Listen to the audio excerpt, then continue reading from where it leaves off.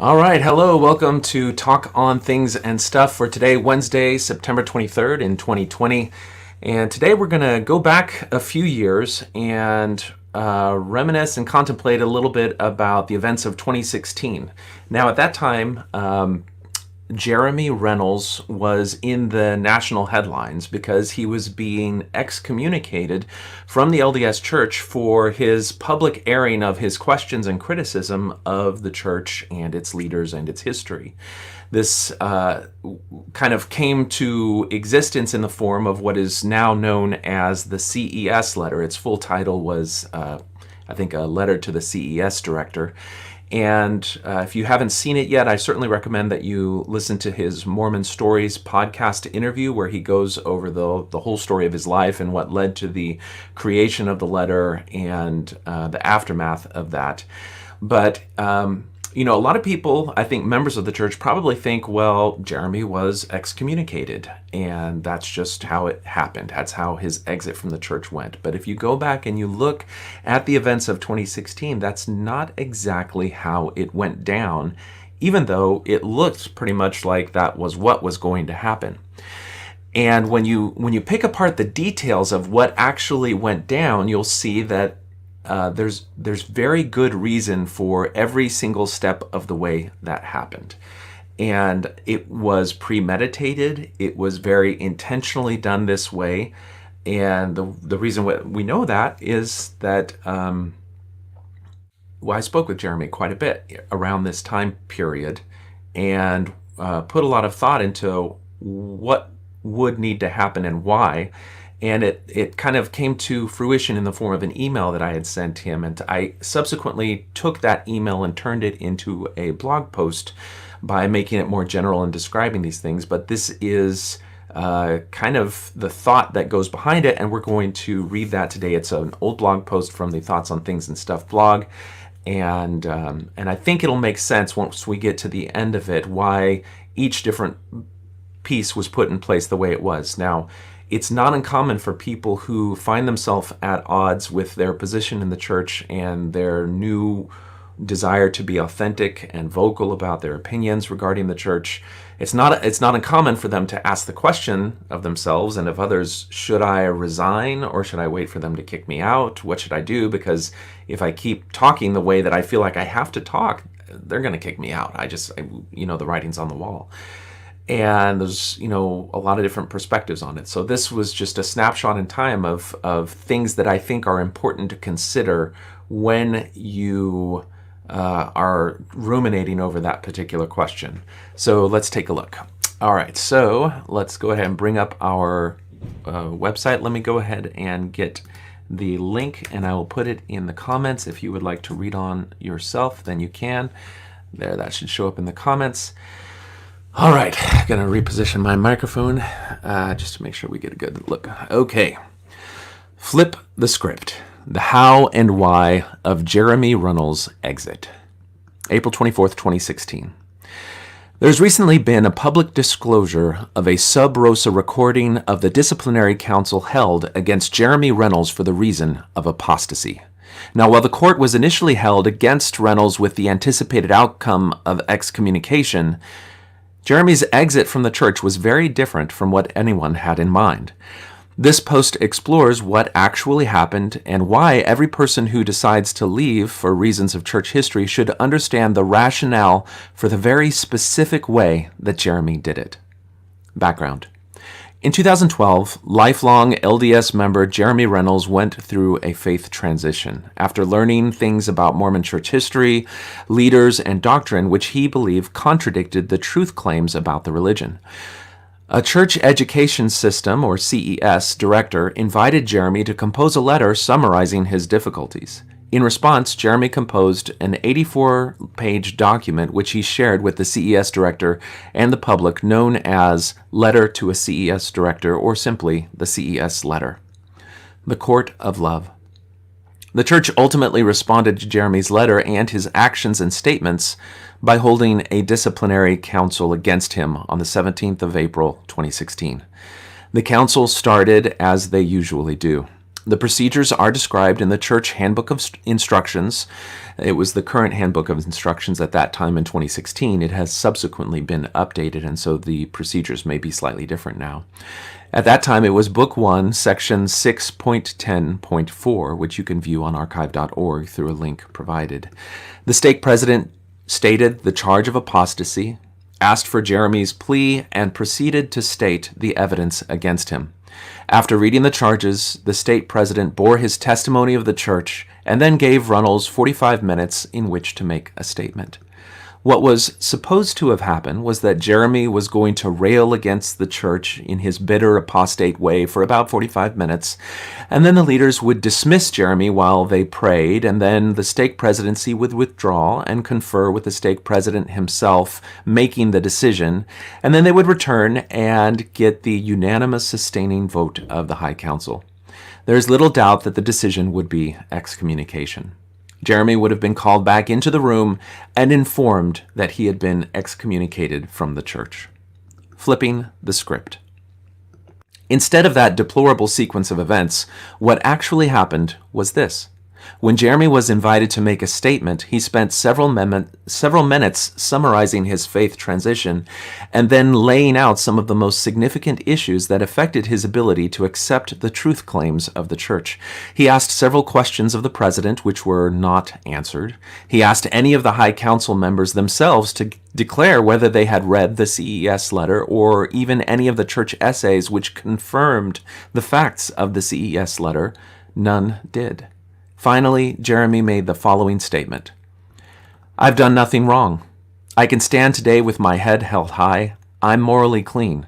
I have a clear conscience that I have done nothing wrong. So because you guys are not answering my questions, and you guys have not answered my questions the last 3 years, it is very clear to me that the church does not have answers to its truth crisis. The church does not like individuals asking questions about its truth claims. So this is a kangaroo court. I'm done with this court. President, I am excommunicating the LDS Church. I am excommunicating you, and I am excommunicating this kangaroo court from my life. Here is my resignation letter. Goodbye. He handed them the letter, stood up, and walked out. The disciplinary council was over. The how and why. Now, what Jeremy did is unprecedented and important for a number of reasons. To summarize, here are the key aspects of Jeremy's departure from the church which are critical to consider. 1. He did not resign instead of being subject to a disciplinary council. 2. He attended the council and listened to all the charges against him. 3. He documented his counsel by recording it. 4. He submitted a resignation letter to the stake president after the charges against him, but before they dismissed him to deliberate. And 5. He immediately left the hearing. Now, let's take a look at each of these aspects of his resignation and see why they are individually so important. When you yourself are faced with a disciplinary council for reasons of apostasy because you've been vocal about your conscience regarding the church, keep these things in mind. Don't resign. Attend the council. A person who commits some grievous sin in Mormon culture will be called to a disciplinary council and have that sin exposed to a group of 12 men plus the stake presidency. People who have gone through the process describe it as one of the most embarrassing and shameful experiences of their life, having their most intimate details laid bare to men whose very purpose is to pass judgment, even if done with lip service about love. It's frequently called a court of love. If you hear that person is being called to a disciplinary hearing, chances are that only a handful of sins would require such procedures, and those sins will immediately jump to your mind. Adultery or fornication would probably be the most common or the foremost sins that would jump to your mind. These sins deal with temptations and transgressions that are among the most common and worthy of the rumor mill that inevitably exists in any close social circle such as an LDS ward or stake. If the issue comes up, church leaders will cite pastoral confidentiality and will only state that the reasons for a disciplinary hearing are private, and that sins which require the level of attention of a disciplinary council are serious, and so the importance of keeping the confidence of the member is paramount. If you were in a council with the bishop and he responded with that statement when asked about why a certain member couldn't participate in ward activity, would you assume it was because the member had a faith crisis after learning about church history, or that they had gotten their freaky on? Be honest. Now, even if you've been very public about your disaffection being the result of church history and doctrine, the rumors will leave the question open. Mormons already assume that if you leave the faith, then you have no moral compass, and your human appetites and desire for carnal pleasures will lead you to the depths of hedonistic debauchery. This will be the unspoken narrative of your exit. Furthermore, the culture of works-based salvation that exists within the church places a great deal of importance on the appearance of righteousness and the concept of accountability. If you resign rather than attend a disciplinary hearing against you, then the unspoken narrative will be further that you wanted to avoid accountability for your transgressions. Since minor sins like raising your voice or drinking tea don't require that level of discipline, then the rumor that will circulate is that you committed something as grievous as adultery, and that rather than face the men of the high council and be subject to humiliation and shame of the repentance process, you chose to resign. Then all of your statements, Facebook posts, and conversations about your problems with church history will be interpreted as someone who is just trying to cover their own sins by pointing the finger and finding fault with the church and its leaders rather than facing the consequences of your own sin. By attending the disciplinary hearing, Jeremy could prove that he was not trying to avoid accountability for anything he had done. This is an important defense of your reputation and standing in your community, no matter where you are.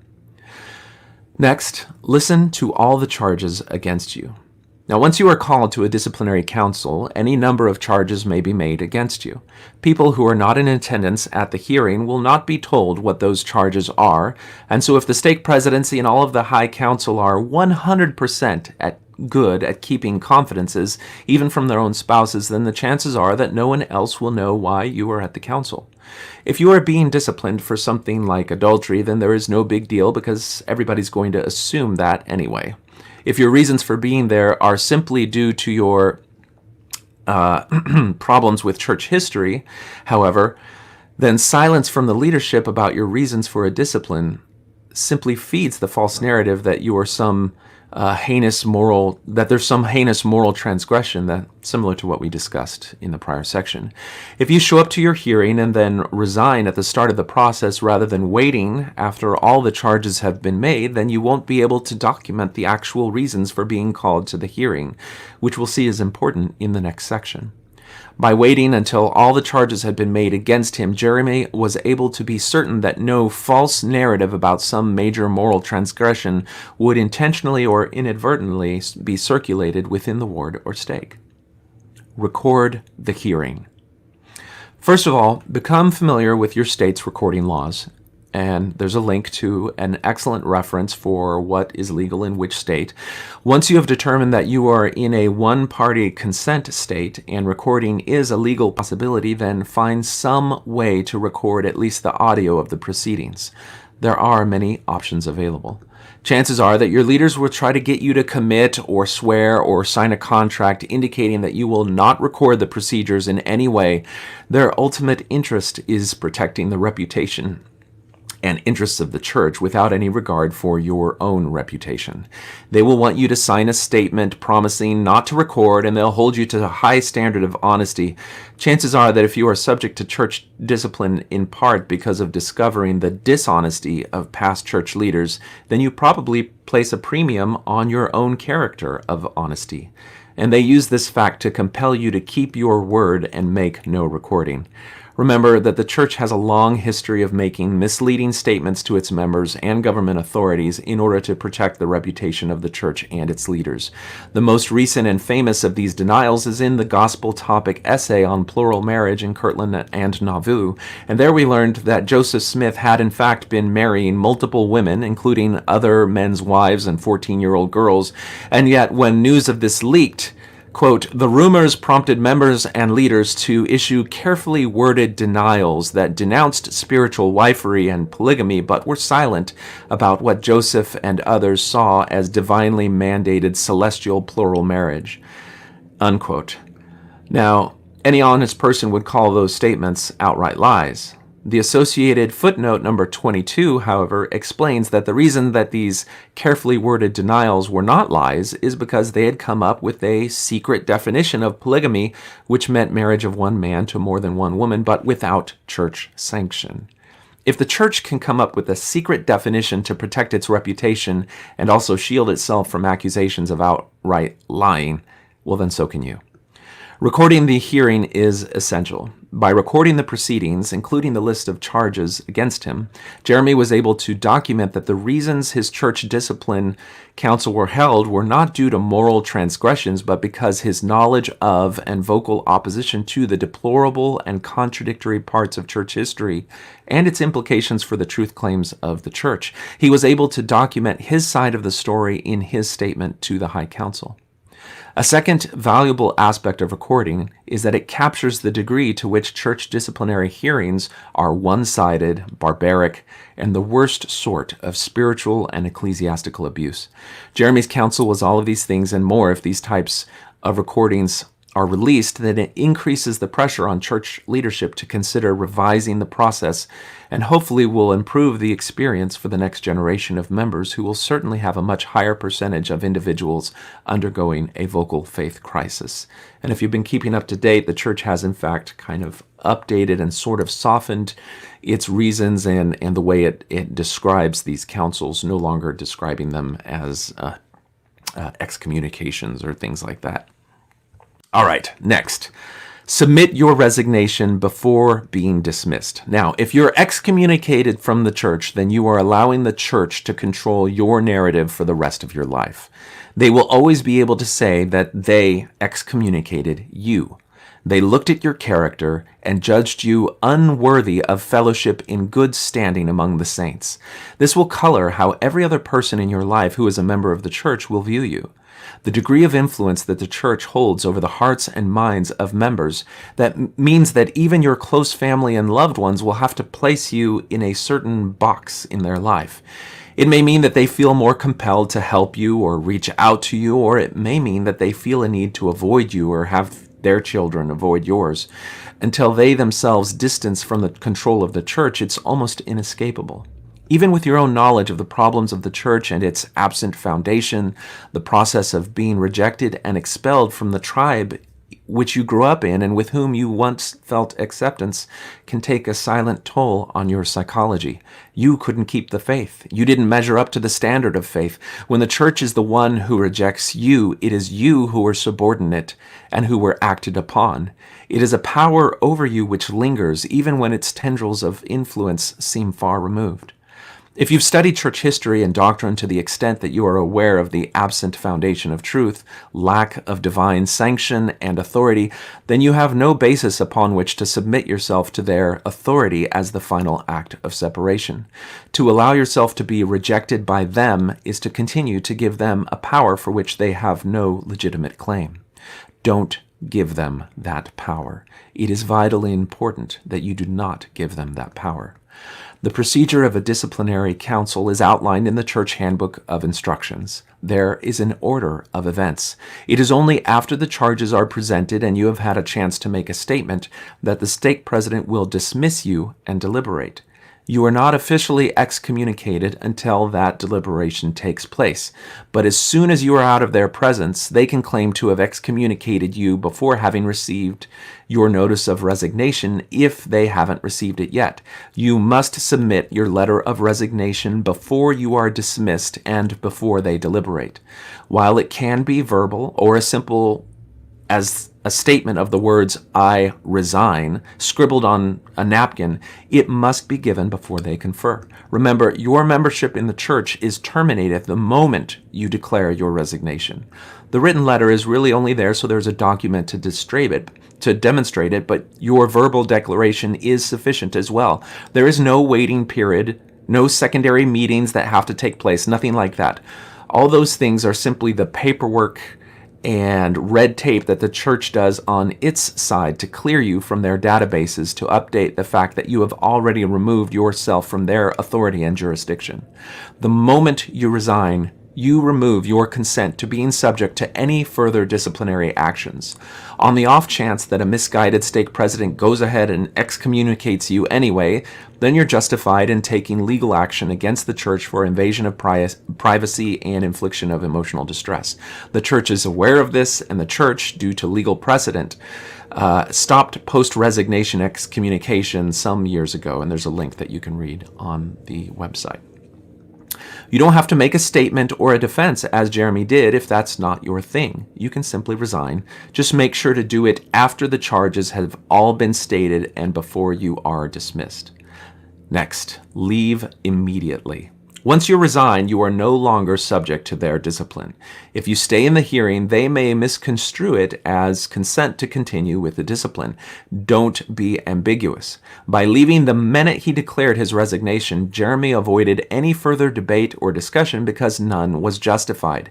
His resignation transformed the room from a group of men seated on thrones of pretended priesthood power, drunk on their own hubris, to a group of blue and white collar workmen who had no business knowing or having a say about anything in Jeremy's life at all. Just the fact that they think that they are entitled to weave their tendrils of authority into your life is reason enough to get the heck out of Dodge. Conclusion. One of the most common questions that is asked on message boards for people who are in a new place with the church because of problems with church history and doctrine is, well, should I resign or should I let them excommunicate me? Many reasons have been given for both approaches. If you resign, then you reclaim power over your life. But the reality of the close-knit culture of Mormonism and the result of years of leaders reinforcing the idea that apostates are immoral and under Satan's influence means that the church still gets the parting shot of controlling the narrative of your exit. It will be assumed that sin led to your departure. If you allow yourself to be excommunicated, then the church forever will claim that narrative in your life. It's the mortal wound they give you on the way out. You might not understand how deep the wound cuts. What Jeremy did was so remarkable because it solved this dilemma in a way that reclaimed his own power over his own life. I excommunicate the church from my life. That statement is so potent because it asserts real authority. You are the owner of your life and your identity. You did not have to retrospectively create a false story about angelic visitors to possess that power. It was there all along. But the church blinded you to it. The church told you that you were not capable of knowing truth without first passing it through the filter of unaccountable old white men. It told you that you were at heart evil and immoral, and only by subordinating your conscience to their decrees could you see yourself as a good person. It shackled you with the notion that the world was dark and lost, for the express purpose of preventing you from seeing its light and finding your own way. I excommunicate the church from my life. Therapists spend years getting former members to be able to reach this degree of moral clarity regarding their relationship to unethical controlling groups. Let that statement be the one that starts you out on a life which is determined by your own conscience, will, and judgment. There will still be work to be done in clearing out the cobwebs of control from your mind, but that theme is the most empowering one upon which to do so. All right, and that's the end. Okay, so let me reposition my mic again. Boop, right out of the way.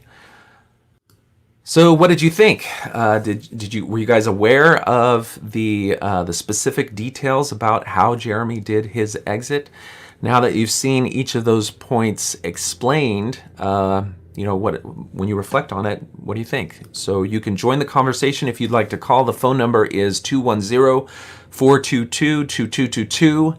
I'm going to pause a moment here and remind everyone, if you'd like to get notifications for any future episodes, or if you just want to keep on top of what's happening, remember to click the subscribe button on YouTube, and there's a little bell there that you can click and choose that you want to receive all notifications to make sure that you don't miss any upcoming notifications. But if you would like to call, the phone number again is 210-422-2222. In the meantime, we can take a look and see what kind of comments we've gotten. All right. Roger Moffat says, one thing that really bothered me was how they would not let Jeremy bring in a person to help him with hearing the proceedings due to his hearing impairment. If you've been paying attention, you will know that Jeremy has partial deafness, and at one point even received a blessing of healing from one of the apostles. I think it was Elder Holland. But one of the controversies in his hearing was that he wanted to have somebody come in who could help him make sure that he was understanding and hearing everything. It's sort of a disability assistance thing, and they refused to let him do that. And as a result, I think that it kind of put those leaders in a light that was probably not one that they wanted to have, but they felt that they were defending something in doing that.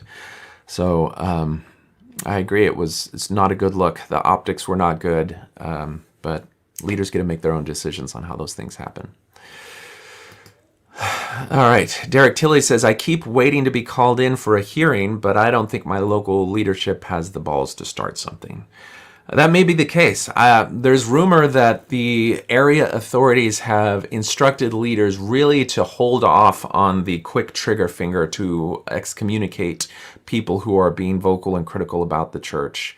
And there may be a number of reasons for this. It may be because, there's a lot of collateral damage that happens when you call attention to those things, because then other members are like, well, why is he being excommunicated? He says he found problems in church history. Well, what are those problems? Let me go see. And so that can have sort of the social contagion aspect of it. But who knows? Maybe there will be one. You just haven't been as vocal, Derek, as you should be in order to really get that type of hearing against you.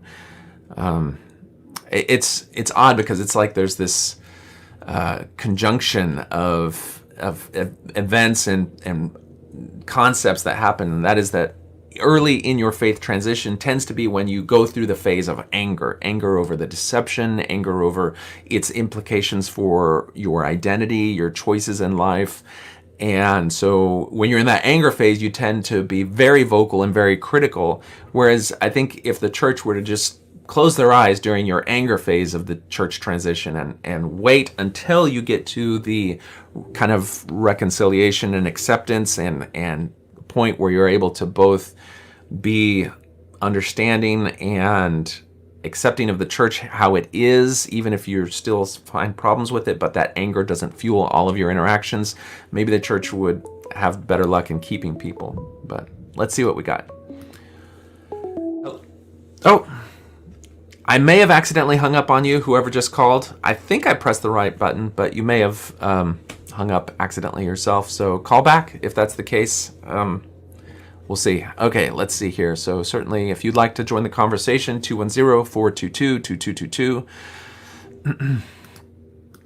All right, Matt says, the church, my family, my community, it's also intermingles. I've identified as Mormon my entire life. This is a big part of the difficulty that Mormons find themselves in, is that the community is so insular, it's hard to escape. All right. Hello, you are on Talk on Things and Stuff. What's on your mind? Hey, I just sent in my resignation, and I had waited for 30 years for them to call me into a hearing, and they never did, so I finally sent it in. Oh, wow. They finally accepted it. Well, how embedded in the culture of the church were you? Was it part of your whole community and family? Back. I have Smiths and Palmers and Lees, and John D. Lee is my great-great-great-grandfather and all that stuff. Oh, wow. So what were your thoughts as you were kind of waiting all these years for them to do something? Was it that you wanted them to do something, or that you were just surprised that no action was being taken, given that maybe you were saying things that have justified other people getting excommunicated? What was the dynamic?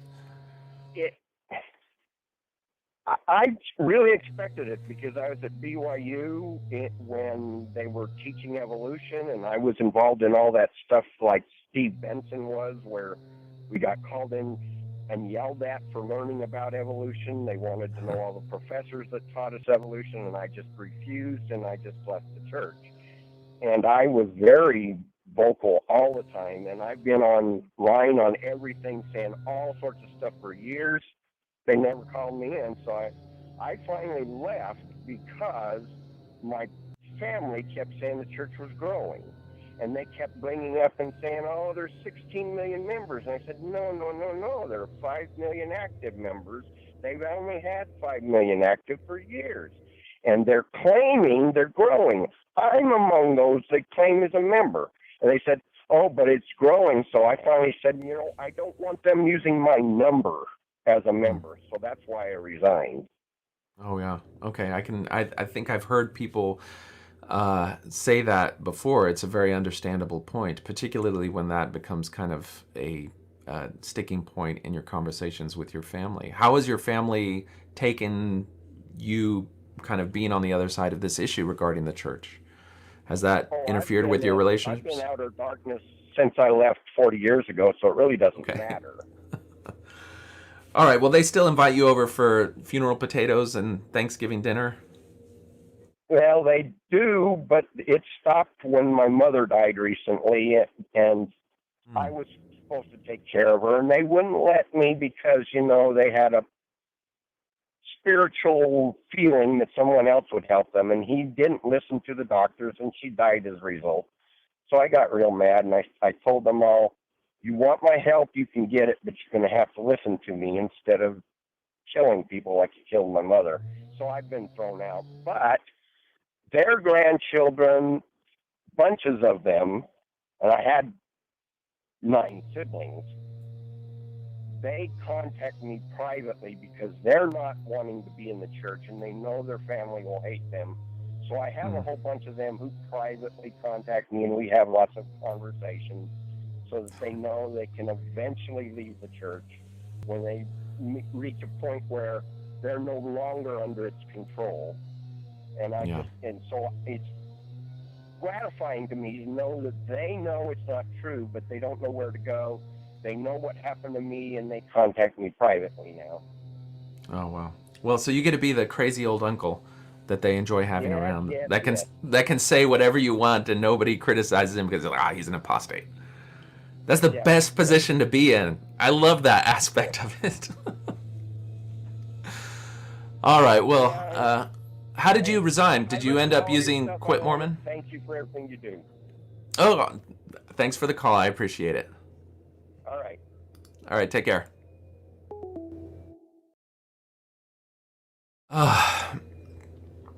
I know it's hard to be in the position of being the black sheep in the family, but that is the one liberating thing, is that family get-togethers, if you do have the dynamic where you can be there, if your family kind of treats you with a bit of a sense of humor that mine does, then you get to say outrageous and crazy things and they just laugh it off, because in some instance you kind of vicariously get to say things that maybe they want to say but know that they can't say.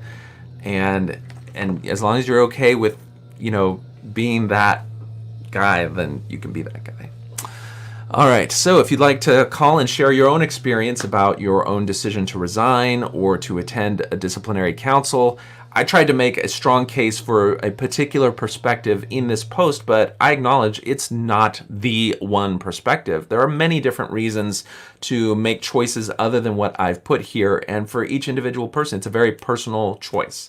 And I think that you can still make arguments like I've made in this one, and they will affect people to various degrees, but in no way is there only one way or one rationale to do these things. I think there can be strong arguments made, as I've tried to make here. But it's all right. If you decided that you wanted to just let them excommunicate you and that was meaningful in your life, then certainly do that. And I've heard from certainly a lot of people in the remnant group who see themselves as what has been kind of described some sort of neo-fundamentalist or just new form of gospel that's maybe a return to what they conceive of as Joseph Smith's original gospel. Then they almost want to be excommunicated because then they get to sort of be a Benedai by proxy. And it's almost like a badge of honor for this Pharisaical church to condemn them because it's sort of like a little trophy in their case. But other people would see that as just unnecessarily complicating their lives. And certainly, if you decide not to go through the whole hearing and the recording thing because it's getting harder to do that, and who has the time for that? And by the chances are you're sick of spending time in meetings with the church anyway, and so just you go to quitmormon.com or find some other way to actually resign. Myself, at the time that we made this decision or we were contemplating it, we went through all the phases of, well, maybe the church isn't true, but it's a good place to raise kids. And then when you start seeing the sexism be inculcated into the minds of both young women and young men in a way that you don't really, they're watching Johnny Lingo at every other event and everything. You just like, maybe it's not the best way to raise your family. And so ultimately we made the decision. We submitted notarized letters with everybody's identification number just in an effort to be as formal as possible and to make sure that there was no complaints that they could give back, that it wasn't official or it wasn't us. But that, that was not necessary. All you have to do is communicate that you are no longer a member of the church. And as long as you've made that statement, you are not a member of the church. That's part of freedom of religion in our nation, is that there's also freedom from religion, and it doesn't require a triplicate bureaucratic procedure. All right. You're on Talk on Things and Stuff. What's on your mind? Well, hey, first of all, I want to thank you for your show. You do an awesome job. My name is Richard. Thanks. I'm from San Diego. I'm not a Mormon, although I'm going to say for at least the last decade, I have been absolutely obsessed with Mormonism. Why is that? I'm going to say Proposition 8 is what got me sort of started. Yeah. I have some family members that are Mormon that have risen all the way up to stake presidencies and things. But we don't talk anymore, only because, obviously Mormons don't want to hear anything about Mormonism that they don't have force fed to them. Yeah. And learning about Mormonism and its history is just amazing. And so I guess what I wanted to call in and say today is that I'm going to say that Jeremy Runnels, percentage-wise, has probably done more to lead people out of Mormonism in the last 4 or 5 years since it's been published than anything the prophets and seers and even the missionaries. If 80% of the new converts don't stay active, and they're losing, their best and their brightest, let's be honest. I'm going to say that Jeremy is more prophetic than they ever would have been. And what he did showed so much courage and force. I mean, he put a lot of effort into his CES letter, but his excommunication was epic. And you just broke it down perfectly with the way that if you're going to have an issue with the church, you need to proceed.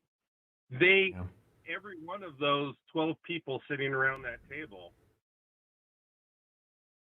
needed to hear his story. And the fact that he recorded it and it's available for all of us to hear is just unbelievable, because it shows you exactly what's going on as the sausage is being made. But what I'm gonna also suggest is I just finished listening to thousands of episodes of Bryce Blankenagel's Naked Mormonism podcast, and it sort of just ended with a bang. But he also narrated Letter for My Wife, which I think is an audio podcast. It's available free, but I think it's just as good as the CES letter in many ways. It's, maybe a little less sort of like in your face. No, I think it's superior to the CES letter in terms of tone and accessibility to.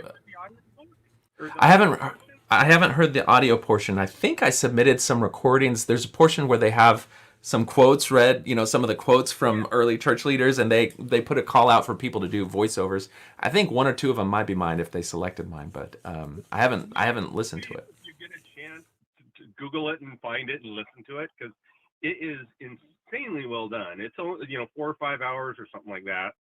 Yeah. But if you have a family member or somebody that I think is needing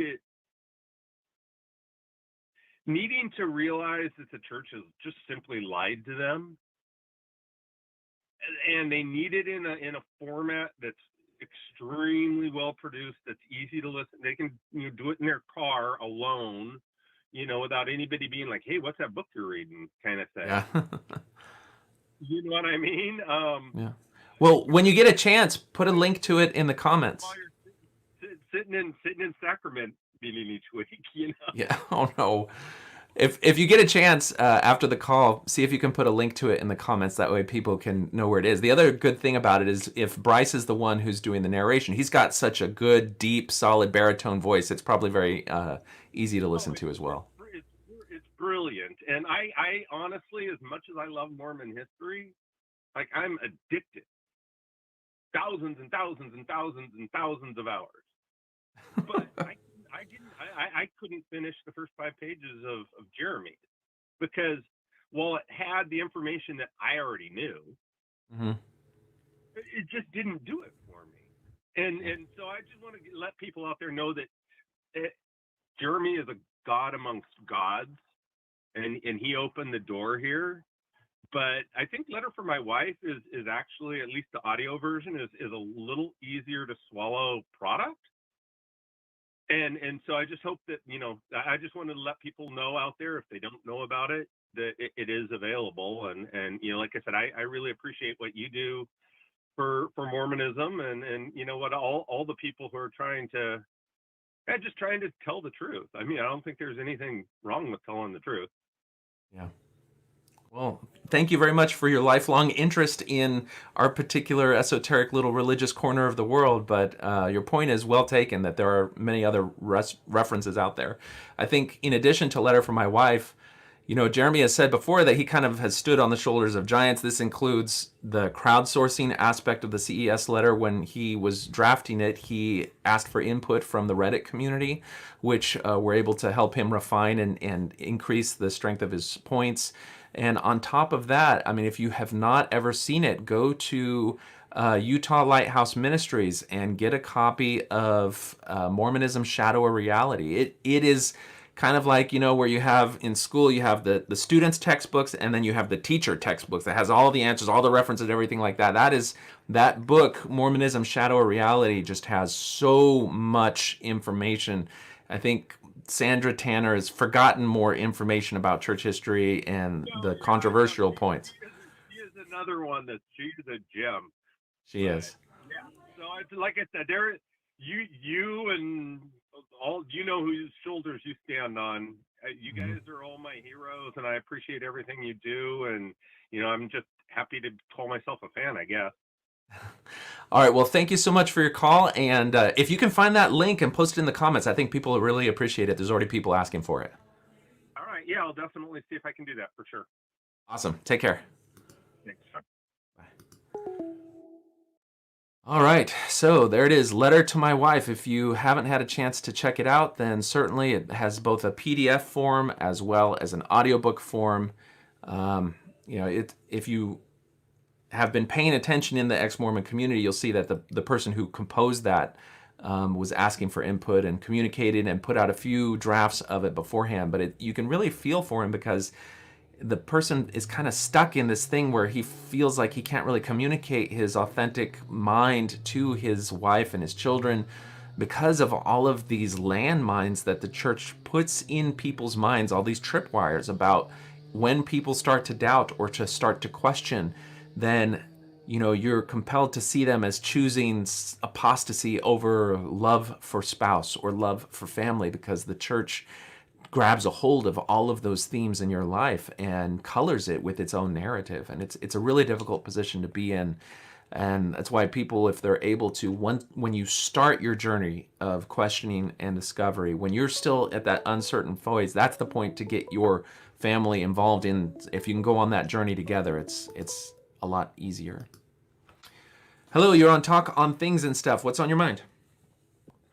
Hi, my name's Libby, and I really like your podcast today. Oh, thank you. I wanted to say that your last statement really struck me, because I talked to my daughter about leaving the church recently, and when I left, my daughter and my sister mourned me like I was dead. Yeah. It's like I guess part of me died to them because I was, I was really devout LDS mom that raised my family in the church, and did the whole Mormon missionary thing. I didn't serve a mission. I married young, but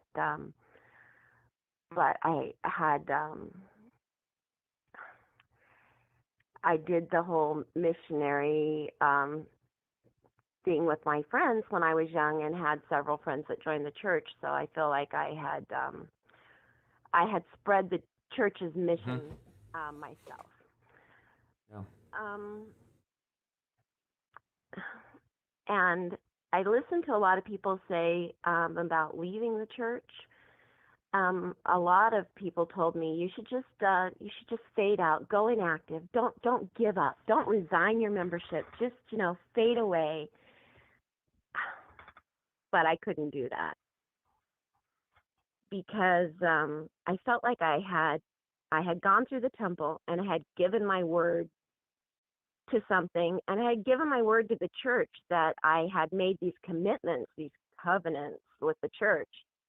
And so I felt like, to be honest with myself and with the church, and to be absolutely clear about where I stand in the world, I needed to file a letter of resignation and say, I don't agree with this anymore. I don't give you my word to do this anymore. I'm not going to give all that I have and all that I am to the church. Not now, not ever again. I'm not doing this anymore. So I filled out a resignation letter and went in and gave it to my bishop. And I feel liberated. I feel like it's the best thing I've ever done, but it is hard to acknowledge with my family. Yeah. I mean, they're told how they should view and act like that. And without actually having kind of seen the church through your eyes with the set of knowledge and principles that you have, it's so hard for them to relate to that and to see that what you're doing is an act of empowerment and liberation, and not liberation from God's laws, but liberation from false authority. People who claim to speak for God but do not in fact. And that frees you to look at the world, using your own conscience, your own mind, your own concept of what your higher values and principles are. But they're told to see people who are making that type of step, which is inherently a form of growth and maturity. They're told to see those people as prideful, as blinded, as duped and deceived, and sadly as lost, particularly because the church has captured your eternal family and your concept of yourself in the eternities, so that they now can, just like you said, they mourn you as almost as if you died, because to them they've lost you for eternity. It is a sad thing to have interfere with your relationships, because if that narrative wasn't there, if instead of that lost narrative and broken eternal family narrative, the church didn't enforce compliance and groupthink with those themes, then somebody like yourself, who's opening yourself up to a wider possibility in the world and to allow yourself to develop your own moral framework, that would be like you could celebrate that form of growth and maturity, or at least respect it. And they're not even given that. Yeah, it is sad that they can't acknowledge or respect that. And I'm so grateful to the post-Mormon community, and for you for podcasting, and for the others, Mormon Stories. It's helped me so much on my journey to not feel alone, because it is so lonely to walk away from everything you've ever known. I realized, like, I was talking to my friend, and I'm like, yeah, I have a non-Mormon friend. I was like, everything I know is tied up in the church. Yeah. So it's hard to leave when your whole world is revolved around your family, your friends, and most people you communicate revolve around religion. It's a lonely journey, and I think you provide a great service by providing support and community to people when they need it.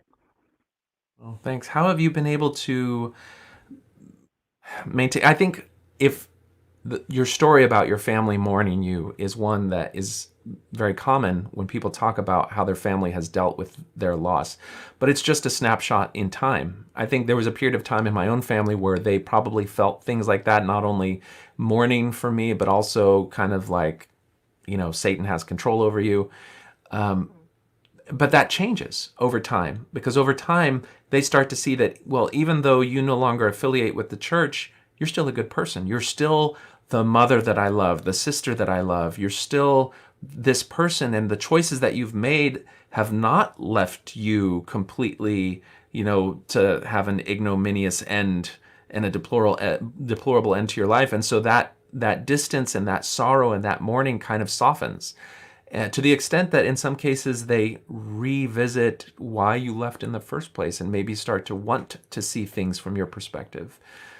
Have you gotten to any of those softer points in your relationship with your family? I have. I've been able to reignite the relationship with my sister and communicate with her, and my daughter is accepting me more openly now. I feel more hopeful that my daughter will take a look at these things more objectively as she sees me as not lost. So I'm hoping that that as our relationship deepens in this new way, that her mind opens to new possibilities and ideas. Yeah. Well, I think that's she's really scared heartening. of that, though. Yeah, and I'm sure you can relate to that fear when you're at the beginning of that journey. I know that was, something that I experienced and I've heard others experience as well. Yeah, yes, and it took me a lot of years to take a serious look at it because I was afraid. And so I do understand where she's at, and even if she chooses to live her whole life devoutly and wholeheartedly to the Mormon religion, I love her, and I love what the church provided for me when I needed it. So I don't begrudge her that. Yeah. It's, like with many of us ex-Mormons, it's a complicated aspect of our lives. We kind of have a love-hate relationship with it. And that conception evolves over time. So, Well, thank you so much for your time today. Thank you for your work, and you've made a great difference in my life. I appreciate it. well, I appreciate it. All right. Take care. Call back again sometime. All right, have a good day. Bye. Bye now. All right. Well, let's see here. Kind of in that same theme, Matt says, the deep sadness that has saturated my world, my family is heartbroken, my Mormon friends have cried over me, people I baptized 23 years ago call me and beg me to come back. We're just, all those things are just a reflection of the narrative that they're given over what it means to separate yourself from the church. And, those things can really sting and really hurt. I think as an ex-Mormon, when I see things like that, it almost fuels the anger that you have that the church has interfered with your authentic relationships and interposed itself and its desire and need for compliance in those relationships. But hopefully you'll start to see that a lot of those relationships, their connection to you is stronger than their connection to the church, even if they don't understand it, to the extent that they will continue to include you in their lives and still see you as a decent and good person despite the church's best efforts at demonizing you. But it doesn't always happen. All right.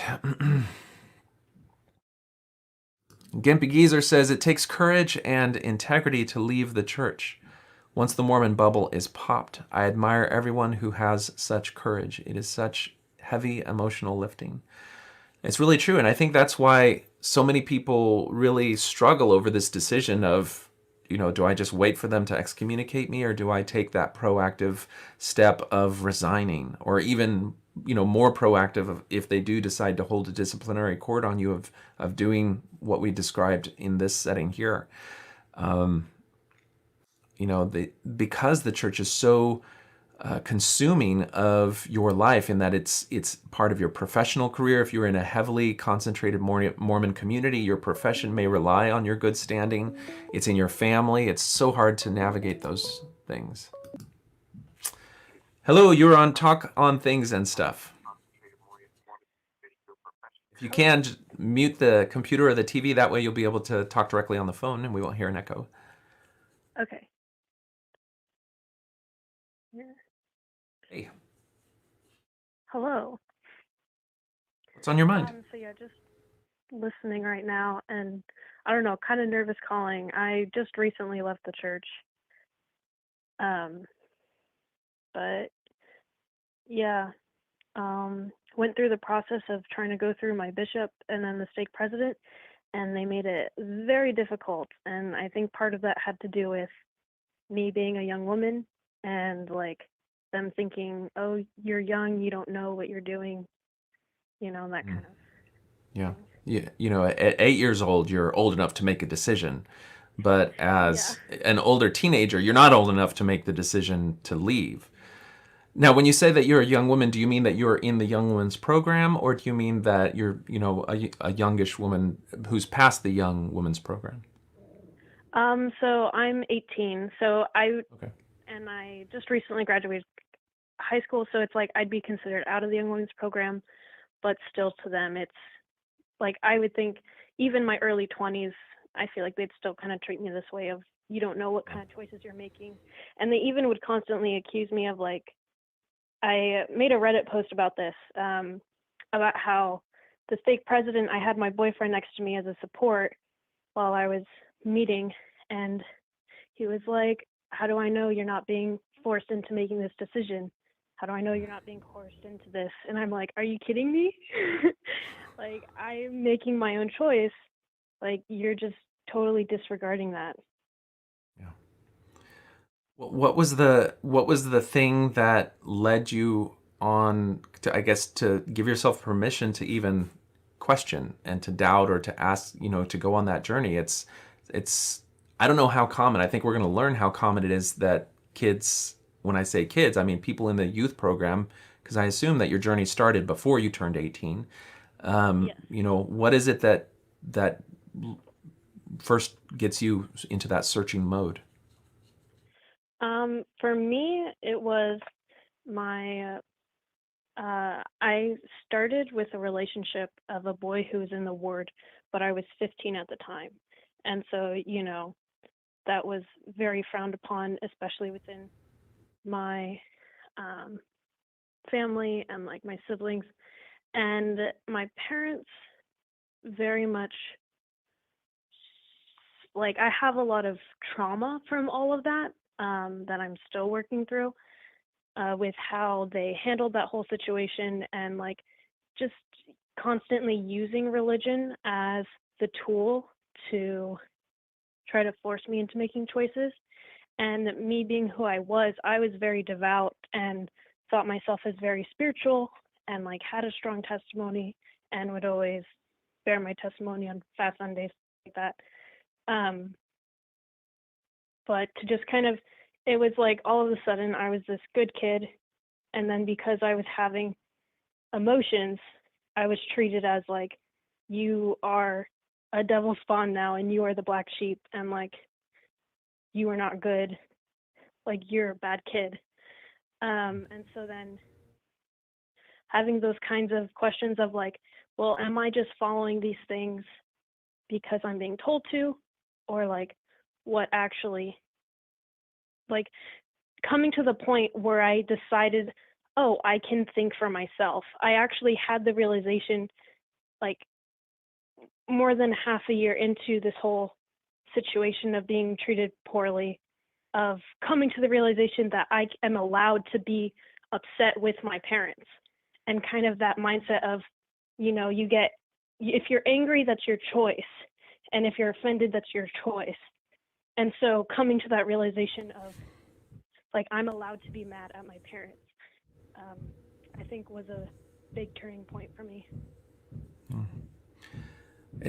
I'm also the parent of teenagers, and so when I look at when I listen to your story, I'm reminded of my own life as a teenager. I'm reminded of struggles that I have with my own kids, and it's really complicated because when the church tries to instruct people the proper way to grow up, they deprive teenagers of a lot of the normal developmental milestones that they could otherwise achieve without having to demonize themselves. When you were talking about, without having to feel like you're demon spawned for having emotions, teenagers going through that transition to adulthood start to realize and come into acceptance and to terms with realities of the wide adult human existence.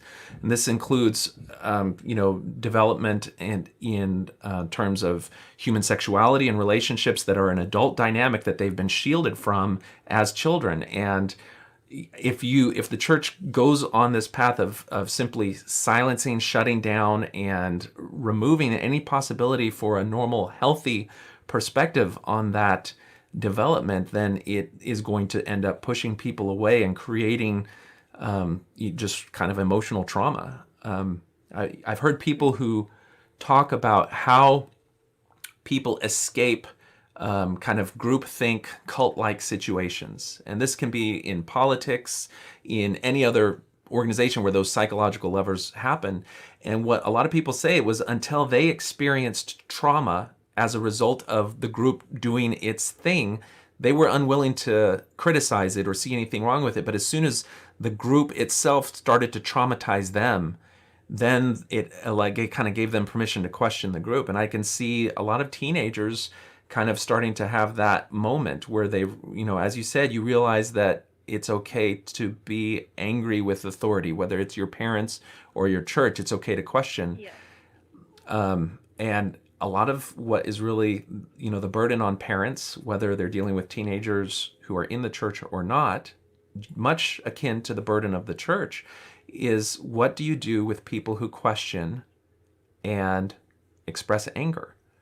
And if your answer is simply to disregard looking at the reasons for those questions, the reasons for those angers, and addressing them on their terms, but rather just hammering down on authority, then all you're going to do is to push them away. And it's a lesson that we have to learn as parents when we deal with teenagers who are really trying to develop an identity and a sense of self-worth and self-validation on their own terms apart from their parents, as well as for people who are trying to go through that process with regards to the church itself. So are your parents, how do they interact with you now? Are they understanding and compassionate even if they hold difference, or is there still a lot of conflict there? It kind of all is complicated because I'm 6 of 9 kids, and I was kind of the first one. All my older siblings, every single one of them served missions. And I was kind of the first one to be the questioner kind of thing of the church, which I would have never expected because of just how ingrained it was within our family. And so now, like, before, I really didn't have any kind of good relationship with my parents. Now they do try to they've actually started going to, like, family therapy and things, which is, like, an enormous step for them. So, like, they're trying to do better and trying to be more understanding. And my mom makes a great effort, and I can see that, of trying to be supportive of me. So I can appreciate the things they do at this point. That's great to hear. I think those are good signs. And it's really easy for us to get caught up in the moment of our emotions and how we feel in these relationships at any one given point in time to take a snapshot of it and then just extrapolate that into the future and assume that that's how it's always going to be. And that's a tendency I get into a lot with my own relationships, and it's helpful to just kind of step back and see the good things that are happening, and maybe have a little bit of faith in those ways. But being able to do that and at the same time still have the strength and integrity to hold your own position and to draw your own personal boundaries, but still find some value in those relationships, I think is good. It sounds like your parents are adapting to this new type of child that they're having to come to terms with, and those are hopeful signs. Slowly, but they're working towards it. And That's also, good. like, one of my other sisters just recently left the church, and so if anything, it's kind of, that's a catalyst of, oh, we need to get through this faster, of trying to find acceptance towards this kind of thing. We now have a layman and a Lemuel. Yeah. All right. Well, that's great. Thanks for sharing your story with us, and best wishes on helping that some of those relationships move to a healthier and better place. I know I had a little bit different situation because my dad died in a car wreck when I was 13, and so I had to navigate a lot of that transition to adulthood just with my mom, and I left home early, and I kind of felt like I was on my own a lot, just because I didn't have like a father figure, and I was in that very male-oriented mindset about that's where you get your wisdom or whatever. And my mom did a great job of helping me, but navigating those milestones where you're at can be difficult. So best wishes. Yes, thank you, and thank you for everything you do with your channel and all that. All right. Thank you very much. Call again. Take care. Bye. Bye. All right.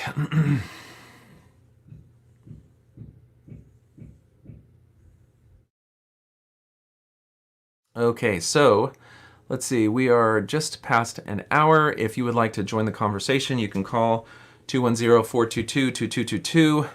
Yu-Gi-Oh has joined me.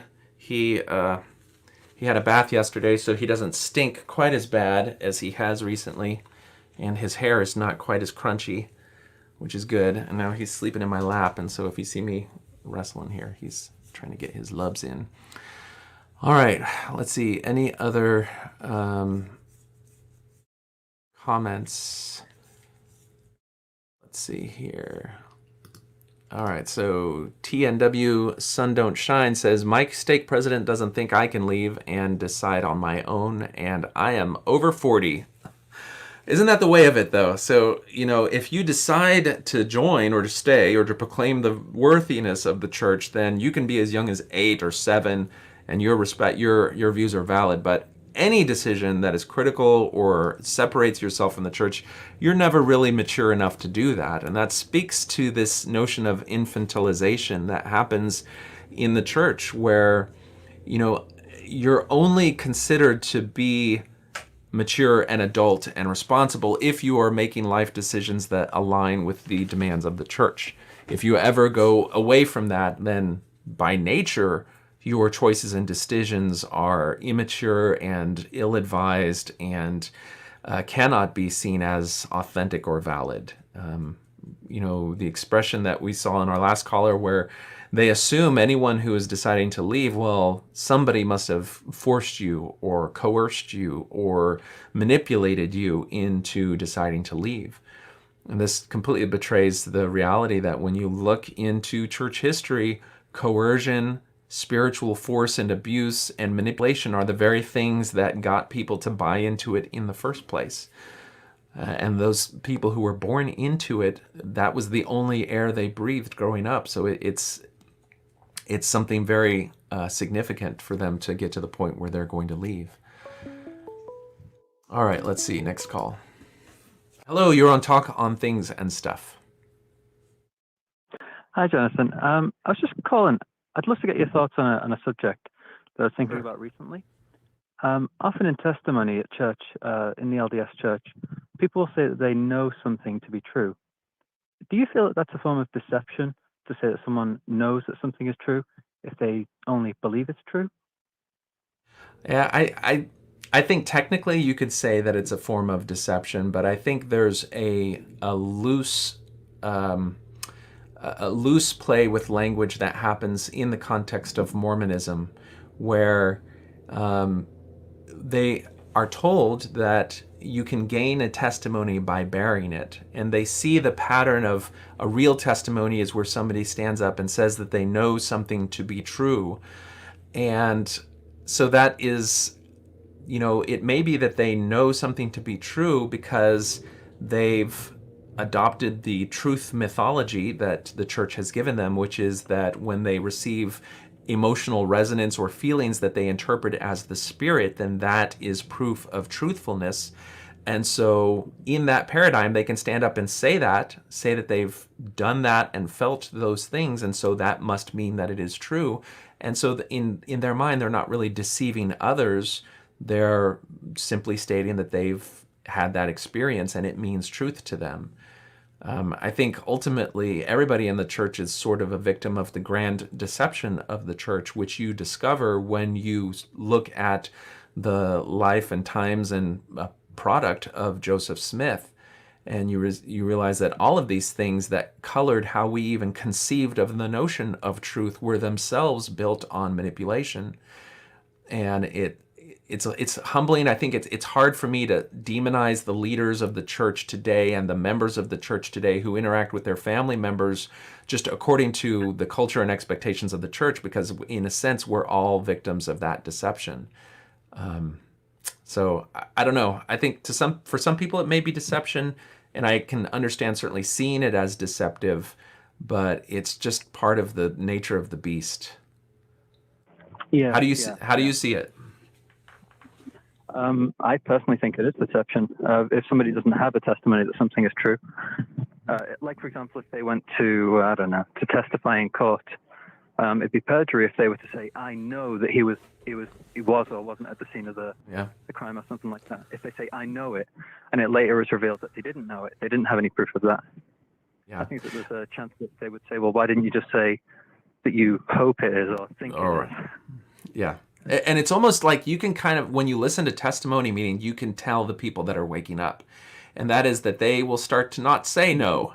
They'll start to say, wait a second, I believe, or I hope. Yeah. And that's because they start realizing, wait a second, my knowledge is based on these things that I could be deceived about, that others have been deceived through similar means. And so I need to start taking a much more, what they call it is epistemological humility. And I need to realize that some of the things that I have said before that I know, I only believe. And so if you want to figure out who the other questioners are, just look for those key words, hope and believe rather than know. And I think if you were to take them and put them in a court of law, maybe they would pay more attention to the precise nature of the language that they use. It's very easy just to fall into the customs and cultures of what you hear on the stand of no, using the word no rather than believe or things like that. The other thing is there is I had a train of thought that I completely lost, but what does that mean to you? Like, I was thinking of something. I've forgotten it now. I don't remember what it was. Well, I mean, this concept. Oh, you haven't been? Okay. Well, you've got to experience it. If you don't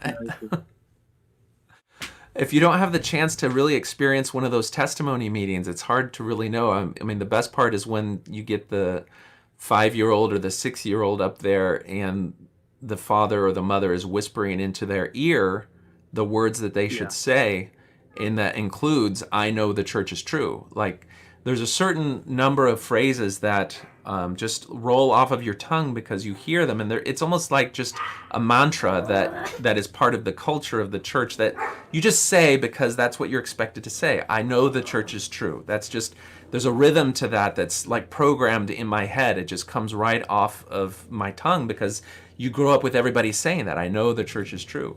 Now, it does have a psychological power when you look at the writings of Robert J. Lifton, who looked at thought reform in Maoist China, and those principles have then been seen in other coercive totalistic groups, religious, political, and otherwise. This concept of performance before belief, or where you say something and you make a public commitment to something and it binds you closer to the group, because if you are going to later deny it or anything, you have to overcome the fact that you've already committed yourself publicly to this concept. And so it strengthens your ties to the group. It strengthens the chance that you would continue to adopt a belief perspective or a knowledge perspective about that thing. So that was kind of a big awakening moment for me, is just understanding the psychological power of those testimony meetings. There is a specific role for it. And it's why you'll find in a lot of these groups similar types of meetings where people get up and they're given the opportunity to pronounce their commitment and devotion to the group, because it's effective in binding people to the group. Interesting. Do you think that there is such a thing as truth? I think that if you listen to the podcast between Sam Harris and Jordan Peterson, they spend several hours talking about different conceptions of truth. Let me just get this. Sorry, the door is closed. And you can see that on this question of is there truth, there's a lot of different ways to conceive of truth and to use truth. And it's very frustrating to listen to that conversation if you're somebody who is attached to an objective reality concept of truth. And that's really my perspective. I come from a classical liberal perspective that is very concrete in the concept of objective truth. But that's very different from truth on moral principles or truth on some of the things that you'll hear Jordan Peterson talk about. Is a truth is validated by how useful it is. And that usefulness can be conceived of in terms of how it helps you psychologically to cope with the realities of existence, as much as it is how it helps you to conceive of this social creature that humans are. And so he allows for truth even in the realm of religion through the psychological archetypes that he describes in his breakdowns of not only scripture, but also things like fairy tales. And so that way of conceiving truth is a way that actually opens you up to reconceptualize religions in general and find a way, perhaps even if you are atheist, to make space for them, if not in your own life, then at least to acknowledge their usefulness for other people. Whereas if you conceive of your reality as objective truth rooted in things that are testable and provable in a positive sort of way, where you have to demonstrate evidence in order to accept any claim, then maybe there's not so much space for that. But it changes how you answer this question. And we're at a moment right now where postmodern concepts about truth are really affecting how we conceive of and conceptualize many different aspects of our society and culture. So if you start paying attention to Black Lives Matter, to trans activism, to a lot of different things that are causing us to go back and to just really re-examine our notion of what the foundation of some of these cultural and societal things are, they're rooted in different ways of conceiving of truth. In some instances, there's a radical skepticism that says that any concept of truth is simply a narrative that has to do with maintaining hegemonic power of certain forces in our society and culture, and so we need to subvert that. And that, there's some good points that they make in that regard. I just fear that as soon as you let go of an objective rooting in truth, then you give power to people to make assertions that are illegitimate and defend it based on something other than objective reality, and it's dangerous, I think. Yeah, there is a lot of danger. I mean, realistically, I always think of because I do believe in the Bible. I remember that Jesus said that most people are wrong. He said there's a broad and spacious, but there's only one, narrow road that leads to truth. That is truth. That leads to life. So I guess it's funny because it's like you see 99% of people have got it wrong, and it's just like, well, more than that, actually, to be honest. It's easy to think that nothing can be true. But it's funny. I remember years ago, one of my friends saying to me, "Well, there's no such thing as absolute truth." And I thought, "Well, is that true?" That's an absolute statement in and of itself. Yeah. I was like, well, I mean, there's three right now. questions, really. Oh, sorry. Go ahead. Yeah, the three questions really are: well, firstly, does life require a creator? In fact, does matter, does the universe itself require a start? To me, it's yes. It does require a creator because time itself requires a start, and it couldn't start by itself because there was no time passing. So it had to have something outside of time to start it, something that exists independent of our universe to create it. So that proves that there's a creator. Next, the question is, well, is the Bible his word or not? And I think that it is provable because the prophecies in it, that it is, and a lot of other things as well, but nothing beyond the Bible. And third, the question is, well, what does the Bible exactly teach? Where does it lead us? And to me, I've carefully examined it, and I found that no matter how many people challenge me on it, I can always prove what I know to be true, or at least what I know the scriptures say. I can prove it 100%. So I always think, well, I think I've actually found the one truth, which a lot of people say, well, how's that possible? But,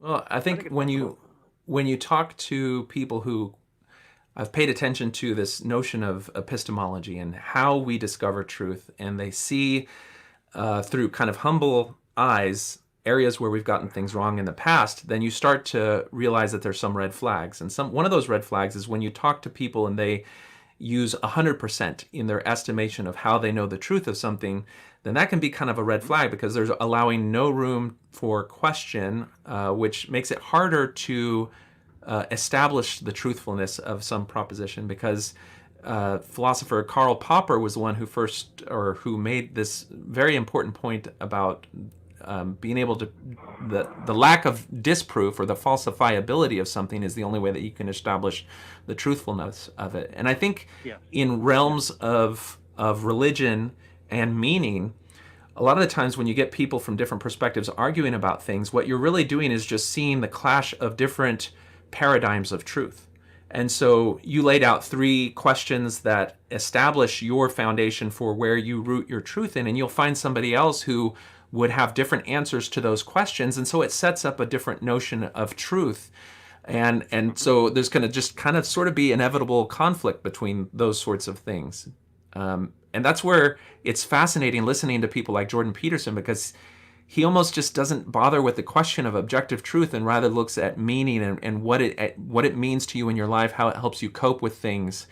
And I'm okay with that paradigm because it also opens up the question of things that you've accepted as truth. What negative ways do they affect you? Because there are some things that help us, and then there are other things. And I think particularly when you navigate Mormonism and you look at how its dogma and ideology negatively affect people, and you can learn this by listening to former Mormons talk about the types of psychological and spiritual abuse that they experience. When you see what's negative there, then that helps you see those areas of the faith or that concept of truth that aren't helpful and that are hurtful. Yeah. And I think reconciling those is difficult because as much as you want something to be true, like eternal families, it sounds like a positive, great thing. When you examine the flip side of it and how it's hurtful to be threatened with a deprivation of the eternal families, then you see how that could be used as a manipulative lever to get people to conform, and you can acknowledge that reality in your own life if you're living under that theological framework. Yeah, that's true. Examining the harmful things. Personally, I always find human traditions. That's the one that's, whenever somebody brings in a rule, I'm like, I don't like human rules. Yeah. It's interesting because some people have thought, well, so you have a problem with authority? And I'm like, no, I don't have a problem with authority. I have a problem with those who don't have authority. What is the because that type of thinking and that type of line is something that I could absolutely hear coming from a Mormon general authority. And they would say that, once you leave the church and you let go of being subject to the authority and accountability of God's true messengers, well, then you're now you're now existing on the arm of the flesh. You're trusting yourself. You're prioritizing your judgment above that of God's mouthpiece. And it's a form of condemnation. And they could use even those same words, because now we don't trust, or we don't have we don't like people who have no authority over them. Yeah. How do you distinguish that? Good question. I think if we look, again, if I look purely from the standpoint of the scriptures being inspired, then I would look at the Apostle Paul, perhaps. You had the Judaizers who would come to Paul, and they were like, telling him, oh, you've got to follow the Jewish customs, you've got to follow the law. And he just basically said to them, no, absolutely not. I'm not coming under the yoke of men. And he refused. But then at the same time, you look in Acts chapter 20, Paul had a different matter, a similar matter. Again, it was the Judaizers. They'd spread lies about him. I think it's in Acts chapter 20. And the apostles and all the men said to him, Paul, that's what we want you to do. We got 3 men that have placed themselves under a vow. Take them and yourself to the temple, go and get shaved, get washed, so that people don't believe the lies about you. Now, Paul could have said, well, that's wrong. But instead he said, okay, I'll do it. At his own expense. It led to him being arrested, sadly. But so it shows that Paul would respect some authority, but other brothers, he would not respect their authority to make decisions for him.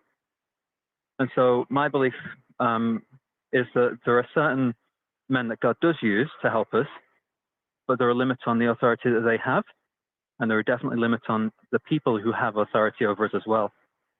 So yeah, I guess I'm not a zero authority kind of person. I think there's definitely a need, because Jesus said that the preaching's got to be done, so that's definitely got to be organized globally. But I don't believe that just any person can just sort of make rules for the people. That's definitely not what I believe.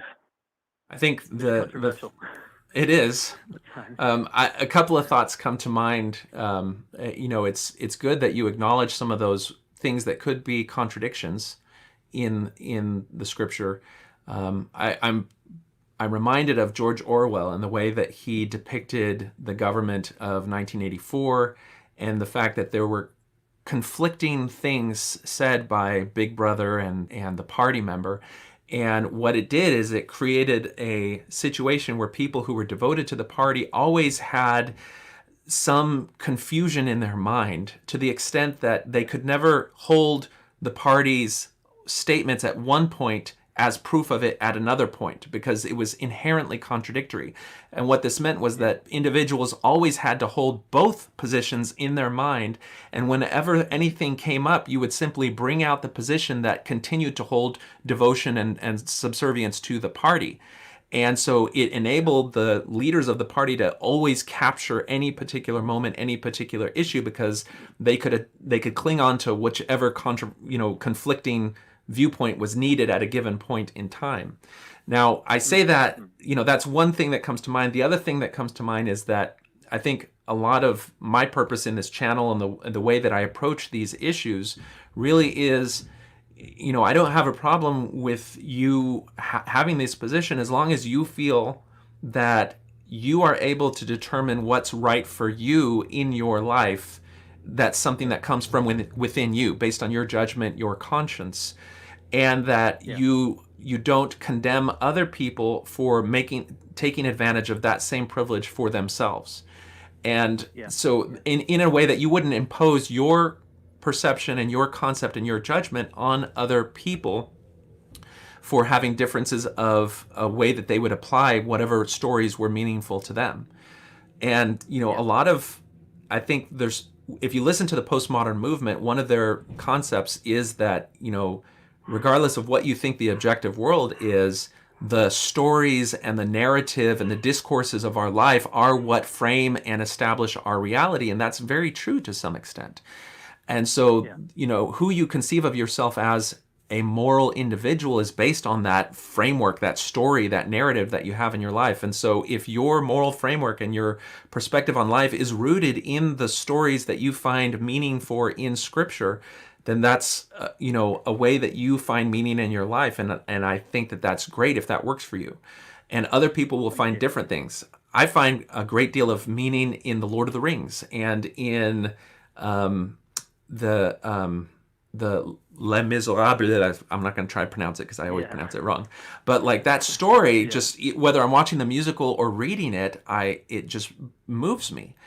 And there are, aspects of Christianity that is the religion that I'm familiar with that still move and motivate me today, even though there are people who would look at me and say, well, you're not really a Christian, and would condemn me for those things.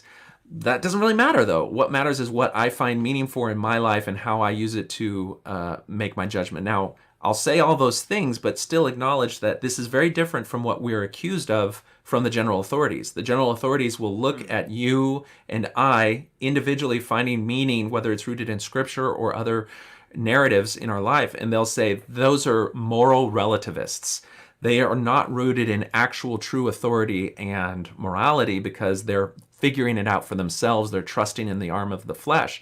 And that's the way they demonize and infantilize you, is they get you to be dependent on them for pronouncements of authority and morality rather than establishing that on your own terms. And even though you and I would agree that theft is wrong, that murder and rape and all of these other things that are clear, unambiguous, universal moral concepts, the fact that I don't adhere to their proprietary moral concepts, such as the whole alcohol and drinking and smoking and things like that. Yeah, coffee and tea, even those aren't things that I would necessarily choose to indulge in all those things for other reasons. It has nothing to do with their moral pronouncements, but they would see me as a moral relativist for that in and of itself. So. Anyway, I think you've called before, so I always appreciate your thoughtful comments about these themes. Yeah, I called once before. I just realized I should illustrate what I was saying before. I'll just take a second, honestly. Sure. The illustration is kind of like you get pulled over by the police. So they have a certain amount of authority, but they can't just make up rules. So in the same way, I think that's the same with the truth, that the Bible teaches that there are men who look after us and help us, but they can't just make up rules. So I respect authority, but I don't like when they don't have authority. Well, I think your point is well taken, and it's something that led a lot of people out of Mormonism, is when they see that a lot of their life has been framed around rules that are either explicit or implicit in growing up Mormon.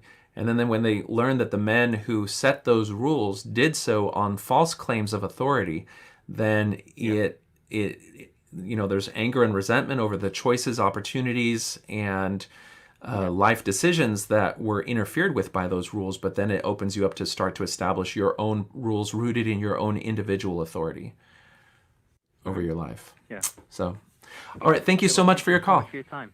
Yeah. Take care. Take care. All right. Let's see here. On the question of testimonies, Kent says the church's teaching on faith, I know, is very problematic. The Mormon scripture on it is quite circular, belief that it is true.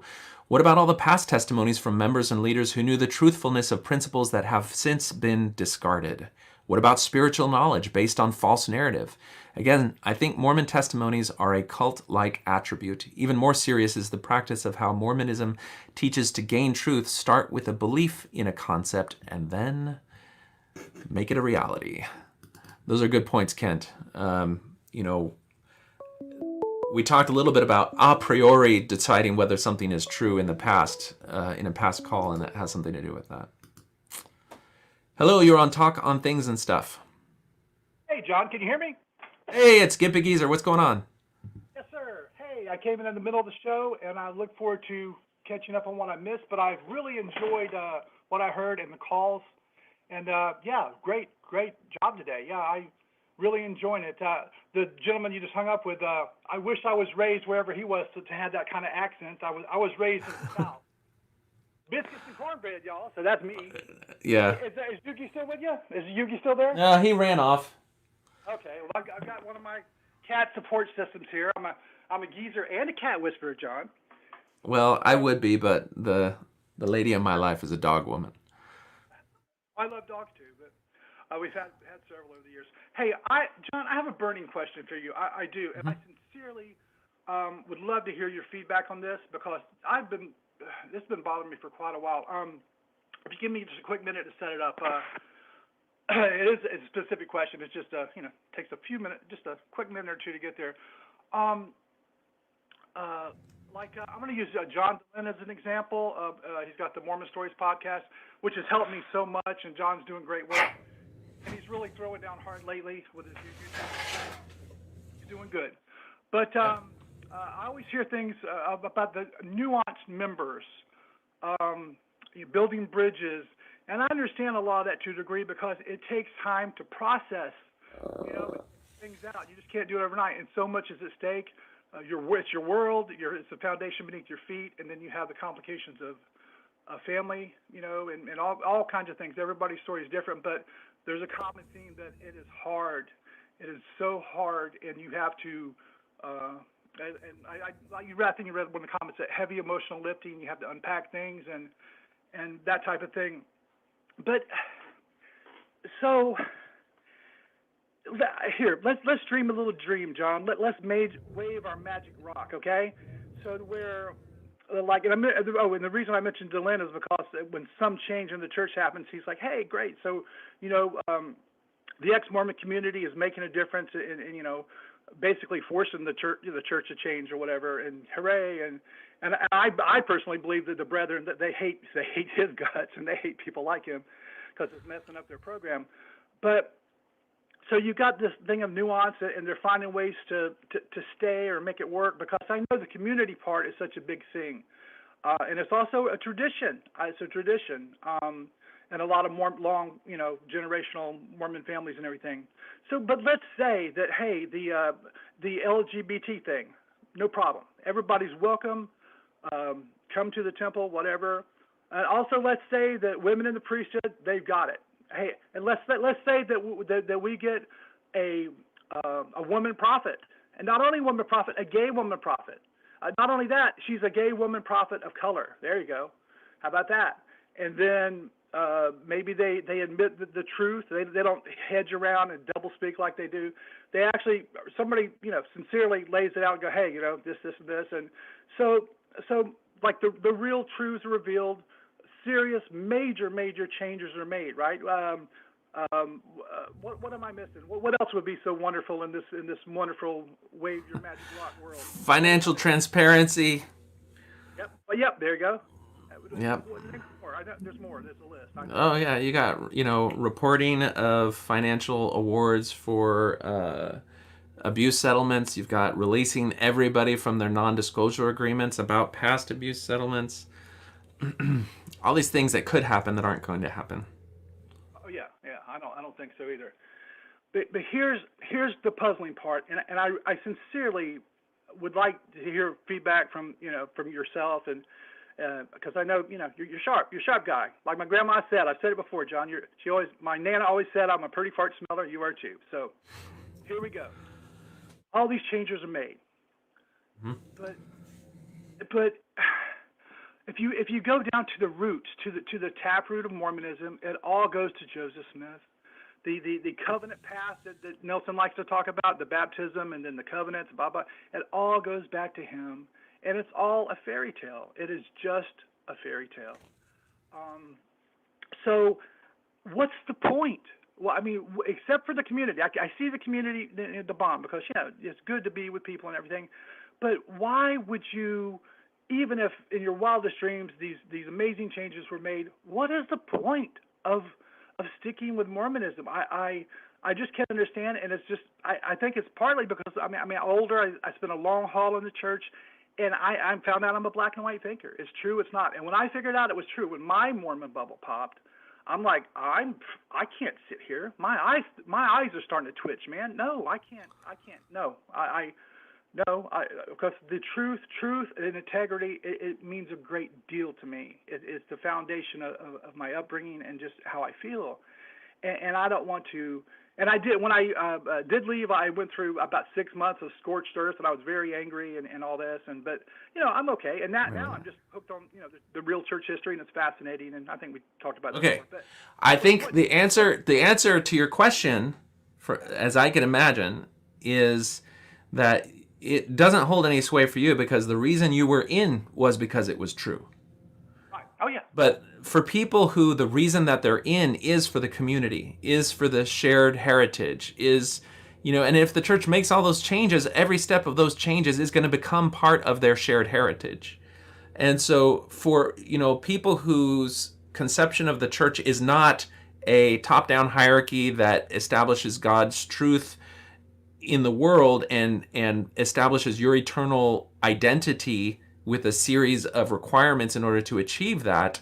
But, if their conception of the church as it is this new creature is now simply, this is, the tribe that I belong to for the purposes of the connections, the shared heritage, the cultural milestones, the funeral potatoes, the root beer floats, the dances, whatever it is that they do, if that's the reason that they're there, then that's where they're going to find meaning, and then none of the truth betrayal means anything. But you, like you said, you're a black and white thinker. You were there because of the truth. So I agree with you. Once you discover the truth is not there, it doesn't really have any, there's no point in you being there. Now, that could mean that you step away, you reconceptualize the notion of truth, and you start understanding a value of truth that may be more along the lines of what Jordan Peterson talks about. And then you could revisit that and see it not as a source of truth, but as a source of community, not as a source of objective truth, but as a source of useful truth. But then, hopefully in this new utopian church that you envision, they're no longer using their paradigm of authority to be spiritually and psychologically abusive to people or to affect undue influence and control over people's lives. Now, the flip side of this all is that the reason that the church has the wealth that it has, the reason it is able to put the image that it has, is because of all of those unhealthy, psychologically manipulative mechanisms that are inherent to it right now. Because when you let those go, then people are free to go on their own way without feeling like they're bad or off for it. And so we may have to go through a period of time where there is a smaller, less significant church. If you go and find the community of Christ in your community, you may find that it's a very different in size and scope than Mormonism, because it went through a lot of those changes where it let go of its proprietary truth authority claims. So that, it's just part of the reality of it. It's a good question, though. It's just, I can't figure it out. And when everybody starts talking like that, I understand, during the time you're figuring stuff out, but it's not real. The foundation of the church is not even sand. It's shit. It just is. Yeah, but it takes a while to come to that realization, and you're growing as you come to that realization, because when you start seeing that it has an absent foundation, you're doing that at the same time as you're charting to recenter your individual authority and autonomy in yourself, rather than surrendering it to those men, because that you have to do that in order to doubt, in order to question, in order to look. And so it's a process of growth that you will be going under at the same time. Yeah, I will. Okay, that's good. I'll re-listen to what you said, because I appreciate your take on that. And I got to say just one last thing.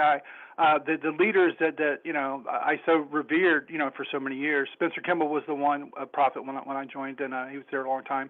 And who's not going to love Gordon B. Hinckley and all these guys, But I can't tell you how profoundly disappointed I was to not only learn that all this stuff about the church, and then a lot of people, I even seen on some ex-Mormon forums say, "Do the leaders know?" And when you find out they do know, I can't tell you the disappointment in knowing how they're manipulating people. And now I've been studying the patterns of manipulation and what happens with not only the Mormon faith but others.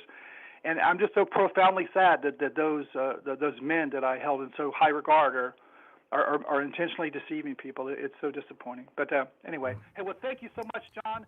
You keep on doing what you do, man. Love you. All right. Take care. Bye now. Bye-bye. All right.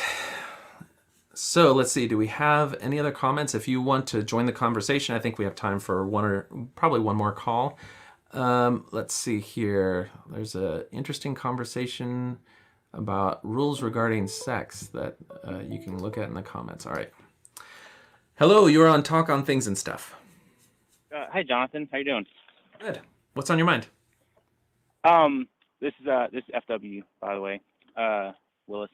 Hey, I just wanted to share a thought on this. I was talking recently with a friend of mine who's a member of the church, a very intelligent, well-read, and we like to have conversations about books and things. And we're both big fans of Wallace Stegner. I don't know if you're familiar with his work, but he's a famous, kind of Western author who grew up in Salt Lake and not a Mormon, but an admirer of members of the church. And I had finally just kind of told him, laid out some of the issues that I was having with the historical narrative of the church, and was very surprised to hear from him that, he had the same factual, foundation knowledge of all of these concerns, and had a very non-literal understanding of the Book of Mormon. Totally ridiculous. The whole, Nephi, Lehi, boats, the whole, come on. And he was almost laughing at it, like, who actually believes that? And I said, okay, well, all right, but how do you go on from there? And he was just praising all of the, the social structure of the church. And he's someone who's has a large family himself, but whose parents are converts and doesn't have that long pioneer stock in him. My family goes back to Nauvoo, and direct descendants, Mormon battalion. We have, there's a long Mormon pedigree there, and I'm telling him how I am a product of this generation upon generation of filtering. Sort of like the whoever wins the war writes the history, right? Yes. So, absolutely, yeah. I'm getting this 6 times filtered narrative now that really created my whole worldview. And he says to me, kind of very, very sincerely, tears in his eyes, but he said, what I wouldn't give to have the heritage that you have and the roots that you have, and it was something so deep and meaningful, and I had to respect that. I can't, I wouldn't want to take that respect from him. And I have that respect myself for the cultural heritage, but it doesn't make things true, And I think that so much of the battle that's going on right now, we want it to be an intellectual thing. We want it to be about facts. We want it to be about who did or didn't do A, B, or C. What can you nail down? What is there evidence for? But belief is just not a rational thing. It really isn't. And just like my friend, it's who he wants to be. And so he'll fight to protect that. Even though he can recognize intellectually that these claims don't hold up. The evidence isn't there, and it's silly to be like a John Gee, Daniel Peterson type of trying to do both. I'm reminded of that.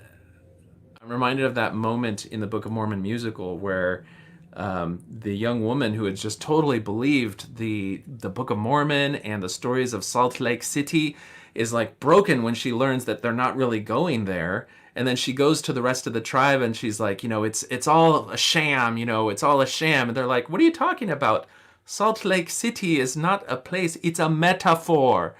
And so that's that same moment where you have the concrete thinker, in crisis and confronting the nuanced thinker, telling you, what are you believing this stuff literally? No, it's a metaphor.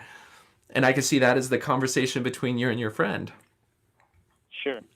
And I haven't seen the musical yet. Oh, but you're well, totally right. a lot of the audience will see it. I mean, there's the musical Sure. is meta on very many levels because you can see the story of Arnold as a parallel of the story of Joseph Smith himself. But I'll let you figure that out when you watch it.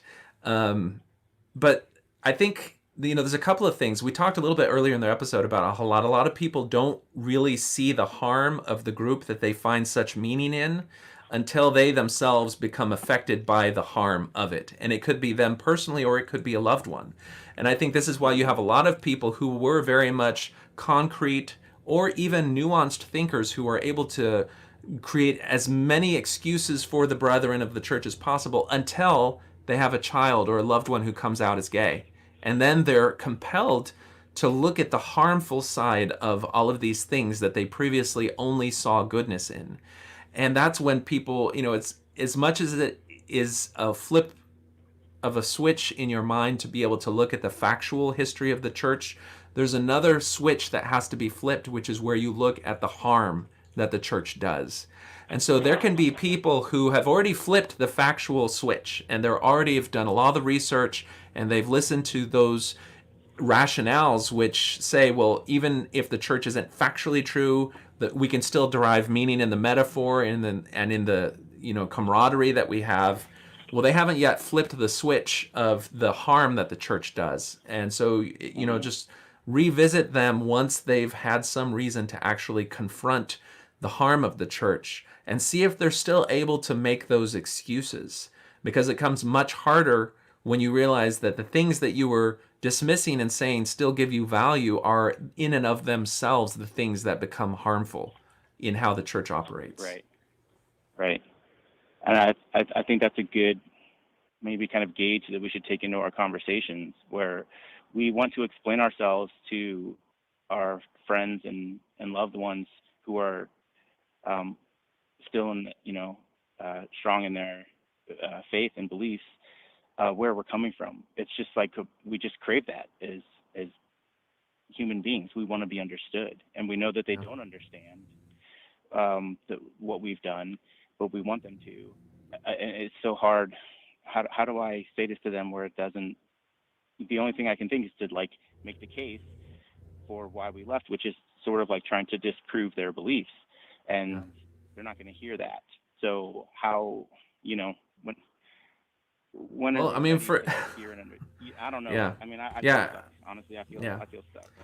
Well, some things that can help open people up to re-examine the church do include pointing out harm that happens because of dogma and ideology in groups that are not a threat to them. Because like you say, as soon as they perceive that you're a threat to something that they hold dear, then they're going to shut down. So when you watch the documentary or watch documentaries on Waco, on Jonestown, on Jehovah's Witnesses, on Scientology, there's a lot. There's a post on Thoughts on Things and stuff. It's one of the more, one of the last posts there that's just a collection of documentaries, docudrama series, movies, and episodes that deal with these things around this type of psychological manipulation and harm, but aren't specifically about Mormonism. Because when you start to see the levers at work in these other groups, then you become attuned to them. And then when you are, you don't have to press the point immediately, but eventually they're going to start to see how those same levers are at work and how the church operates things. And it opens them up to acknowledge that harm a little bit more. But it's difficult because, Mormonism is one of the softest, gentlest, most gentle type of groups that exerts this type of control. And so it's harder to escape from it. They have a great PR arm. Yeah, we have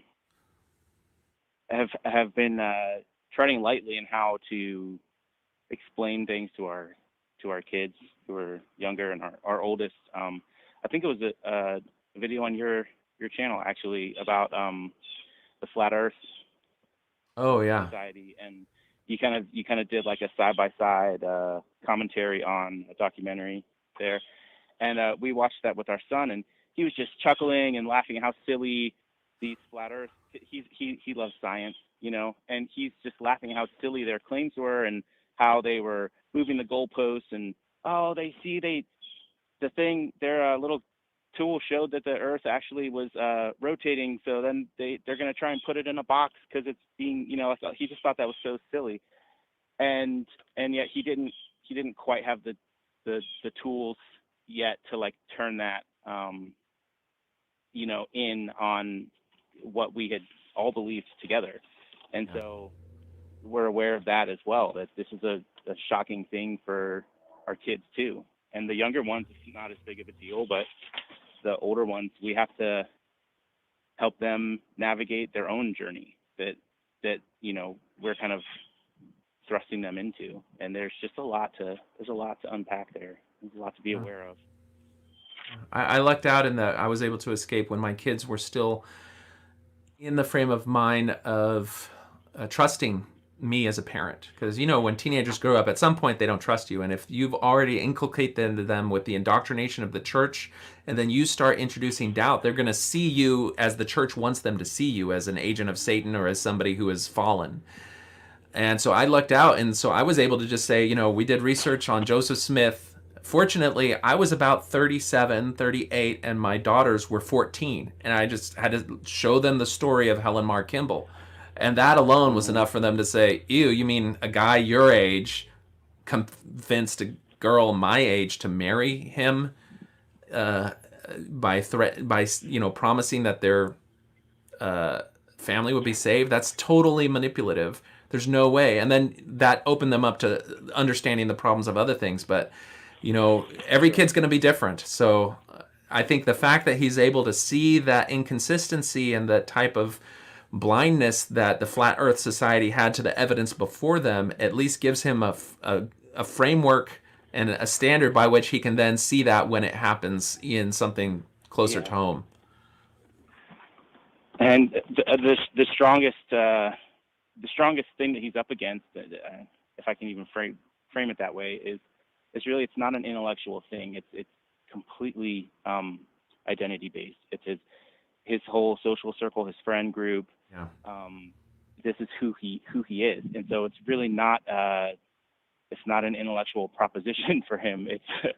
It's much more emotional, which I totally understand. I mean, I'm just trying to imagine.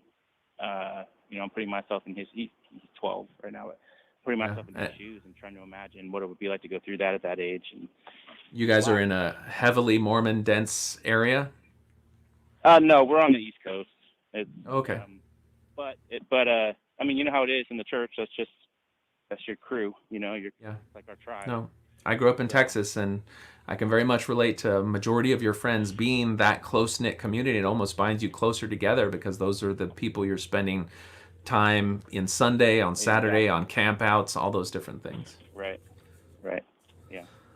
All right. Well, thanks for your call. Sure. Thanks for the time. All right. Take care. All right. All right. So we're going to go ahead and wrap it up today. We're approaching 2 hours. And if you have a suggestion for any shows in the future, then certainly we'll take it. In the meantime, okay, hold on. I got a call. All right. Am I going to take it? Yu-Gi-Oh, should we take this call or should we close it down? It says take the call. All right. Hello. You're on Talk on Things and Stuff. Hey, thanks for taking my call. Sure. Hey, I just had a thought. This whole idea of authority. I left the church 2 years ago. I had a shelf crashing moment. Whole nother story. But anyways, I've been questioned many times. What do I believe in now? And my response is I've pretty much let go of God, the whole concept. And so people are like, "Oh, so you're atheist now?" And I'm like, "Well, if that's what you want to call it," but I always try to remind them. I say, "Listen, I have no way of proving to you that God does not exist. So I tread lightly in my own authority." If that makes any sense. Mm-hmm. I despise authority, so I try to steer clear of claiming any authority. I remind people I don't know what I'm doing. I'm just following my feelings, and that's the only thing that I hold to is what I feel.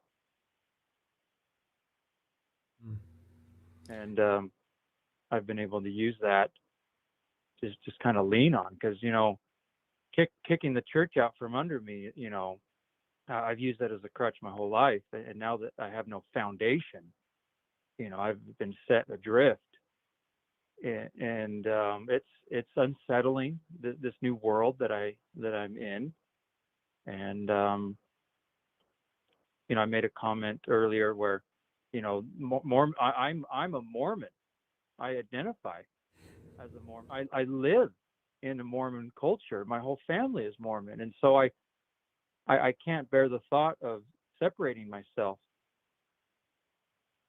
away from them. Well, I think a couple of things pop into my mind as I listen to the way that you're framing yourself now and kind of the narrative that you've built about who you are now. And what I see maybe that you probably intuitively know, and that is that in separating yourself from the church and eventually casting off kind of the shackles of authority that you lived under before, you had to use Gordon B. Hinckley's phrase, you had to stand for something. And that something that you stood for were some sort of authenticity and honesty and some notion of an ethical and honest way of dealing with our fellow men. And when you saw that the leaders and their claims to authority did not live up to that standard, you could no longer live under that type of framework. And so what you're doing in going through that journey is establishing some merit to authority, and that is your personal individual authority within yourself. So that when people come to you with propositions, you weigh them against your conscience, your understanding, your reason, and you can decide whether to accept or reject them. You claimed your personal authority to say no to some things, regardless of where they come from. And there is personal strength in that, and there is an authority in that, which is something that is formidable and respectable. And so it's hard to break out of the infantilized mindset that the church tries to give you, where you can't really know anything on your own. You shouldn't really trust your doubts. You should only trust the leaders and trust those feelings which reinforce what the leader says, because all of that just tells you you're nothing. You unless you do what the church says, you're nothing. Doubt yourself. You're flawed. And all of those things tie into our personal insecurities that are part of everybody, and it amplifies them. And when you let go of those messages and you start to trust your own inner voice and your own conscience and trust your ability and your authority to decide what you do and do not accept, then that becomes a form of authority that is respectable. And it also allows you to accept other authorities that can be legitimized. And so if I'm respecting somebody who I think has just really thought about something, researched something, then there's a form of authority that I give them, but it's always held in reserve that as soon as they use the past to try to justify something that I don't agree with, then I can immediately reject, what notion of authority I have over them. And that authority never compels me to do something against my will. If somebody is able to make an argument based on facts or on moral principles or rationality, that I will say that argument has an authoritative air to it because it is able to make its case based on its own merits, not based on some special divine claim of authority, but based on the merits of the argument, then that is a form of authority in and of itself, but it's always subject to check by some other counteracting argument or additional evidence.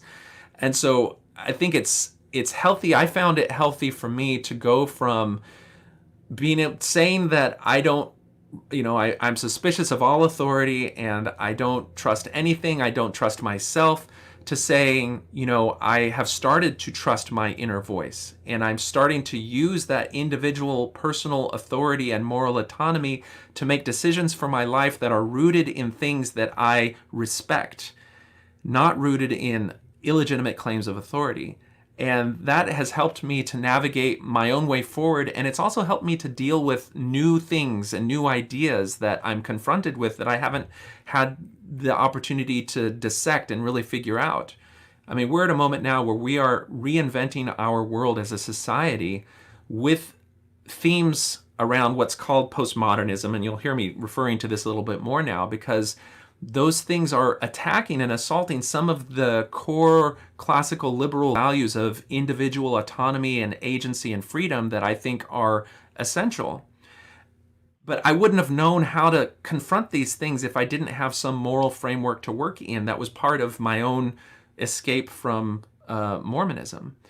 And so I think being able to start to trust your own inner voice, respect your own personal individual authority and autonomy, and step away from the infantilized paradigm that the church wants us to have, because it wants us never to trust ourselves, and start respecting ourselves with the caveat that we continue to be humble about our ability to know certainty.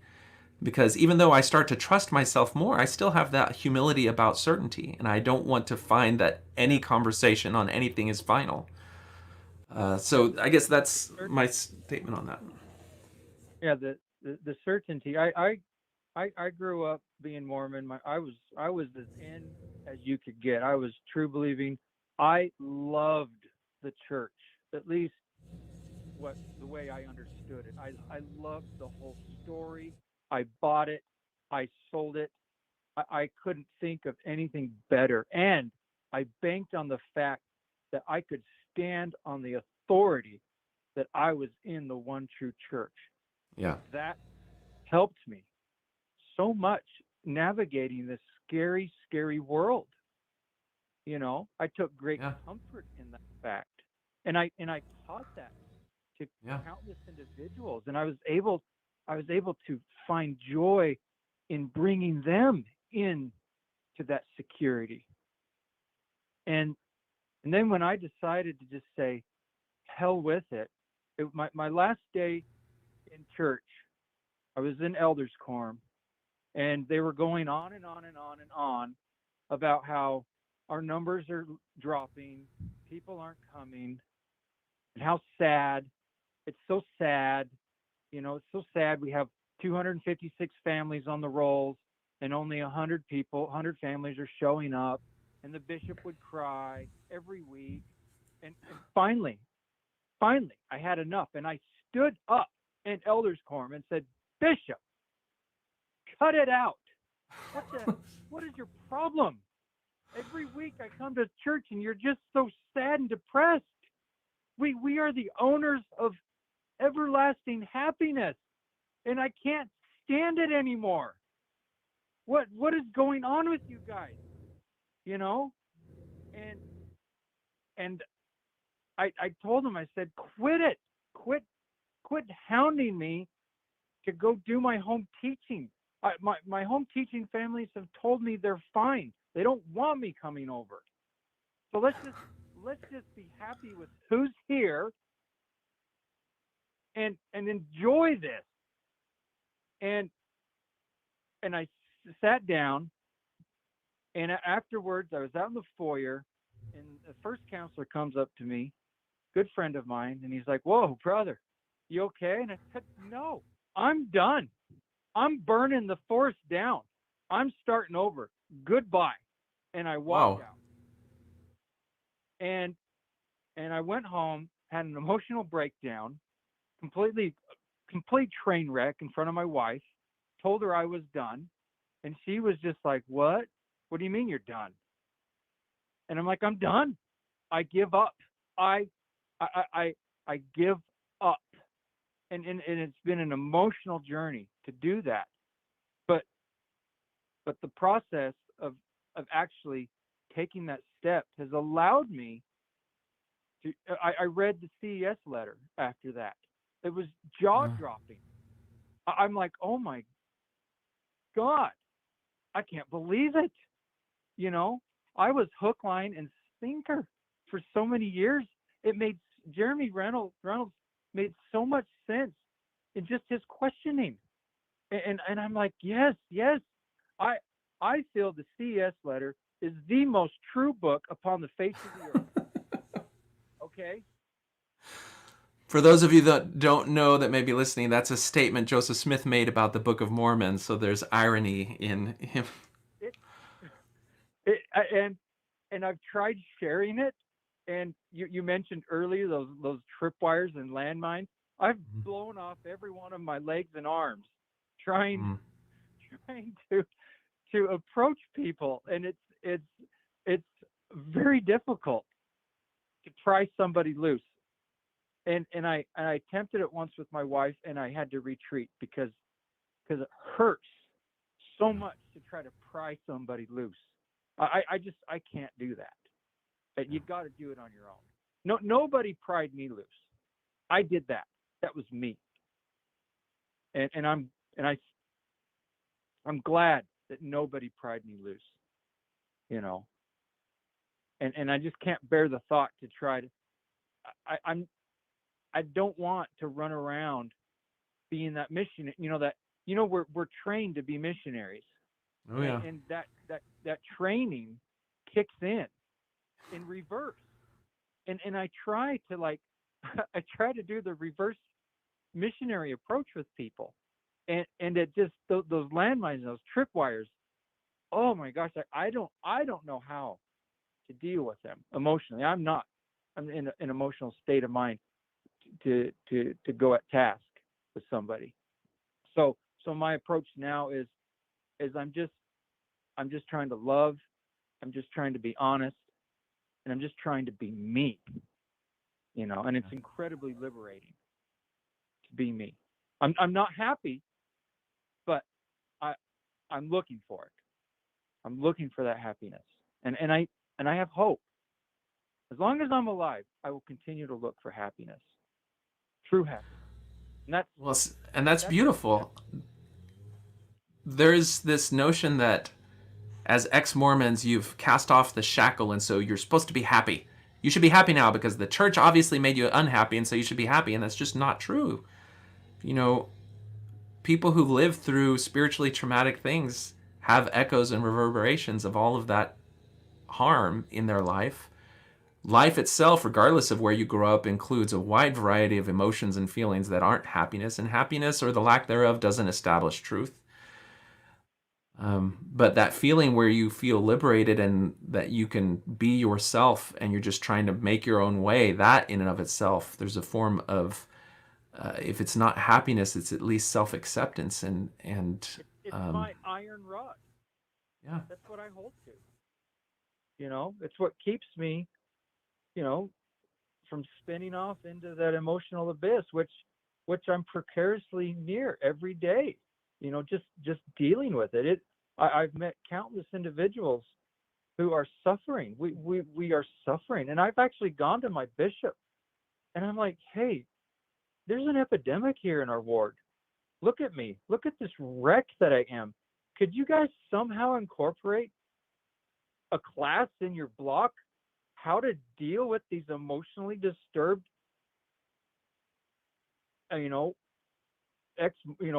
people who are wanting to leave? How can you guys? Is there a way that you guys can let us leave in peace? Just put your arm around us and say, you know what, brother, I'm going to respect the fact that you are making a choice.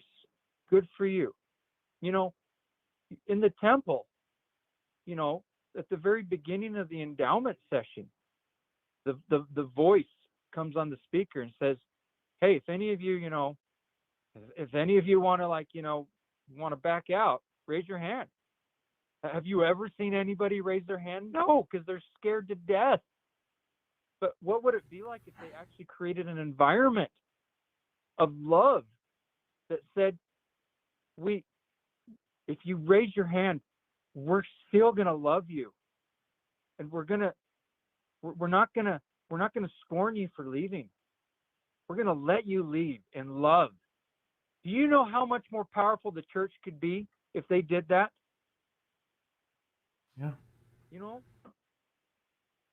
How many fewer divorces and broken families would happen when one person goes on that faith transition?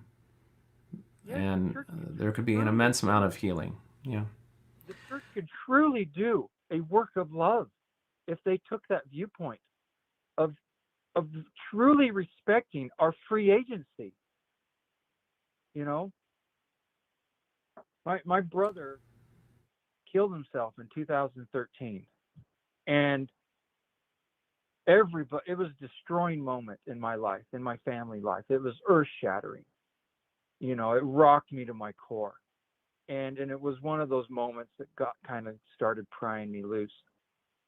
But what I couldn't help but it was bothering me was the narrative of how sad that he did that, to us.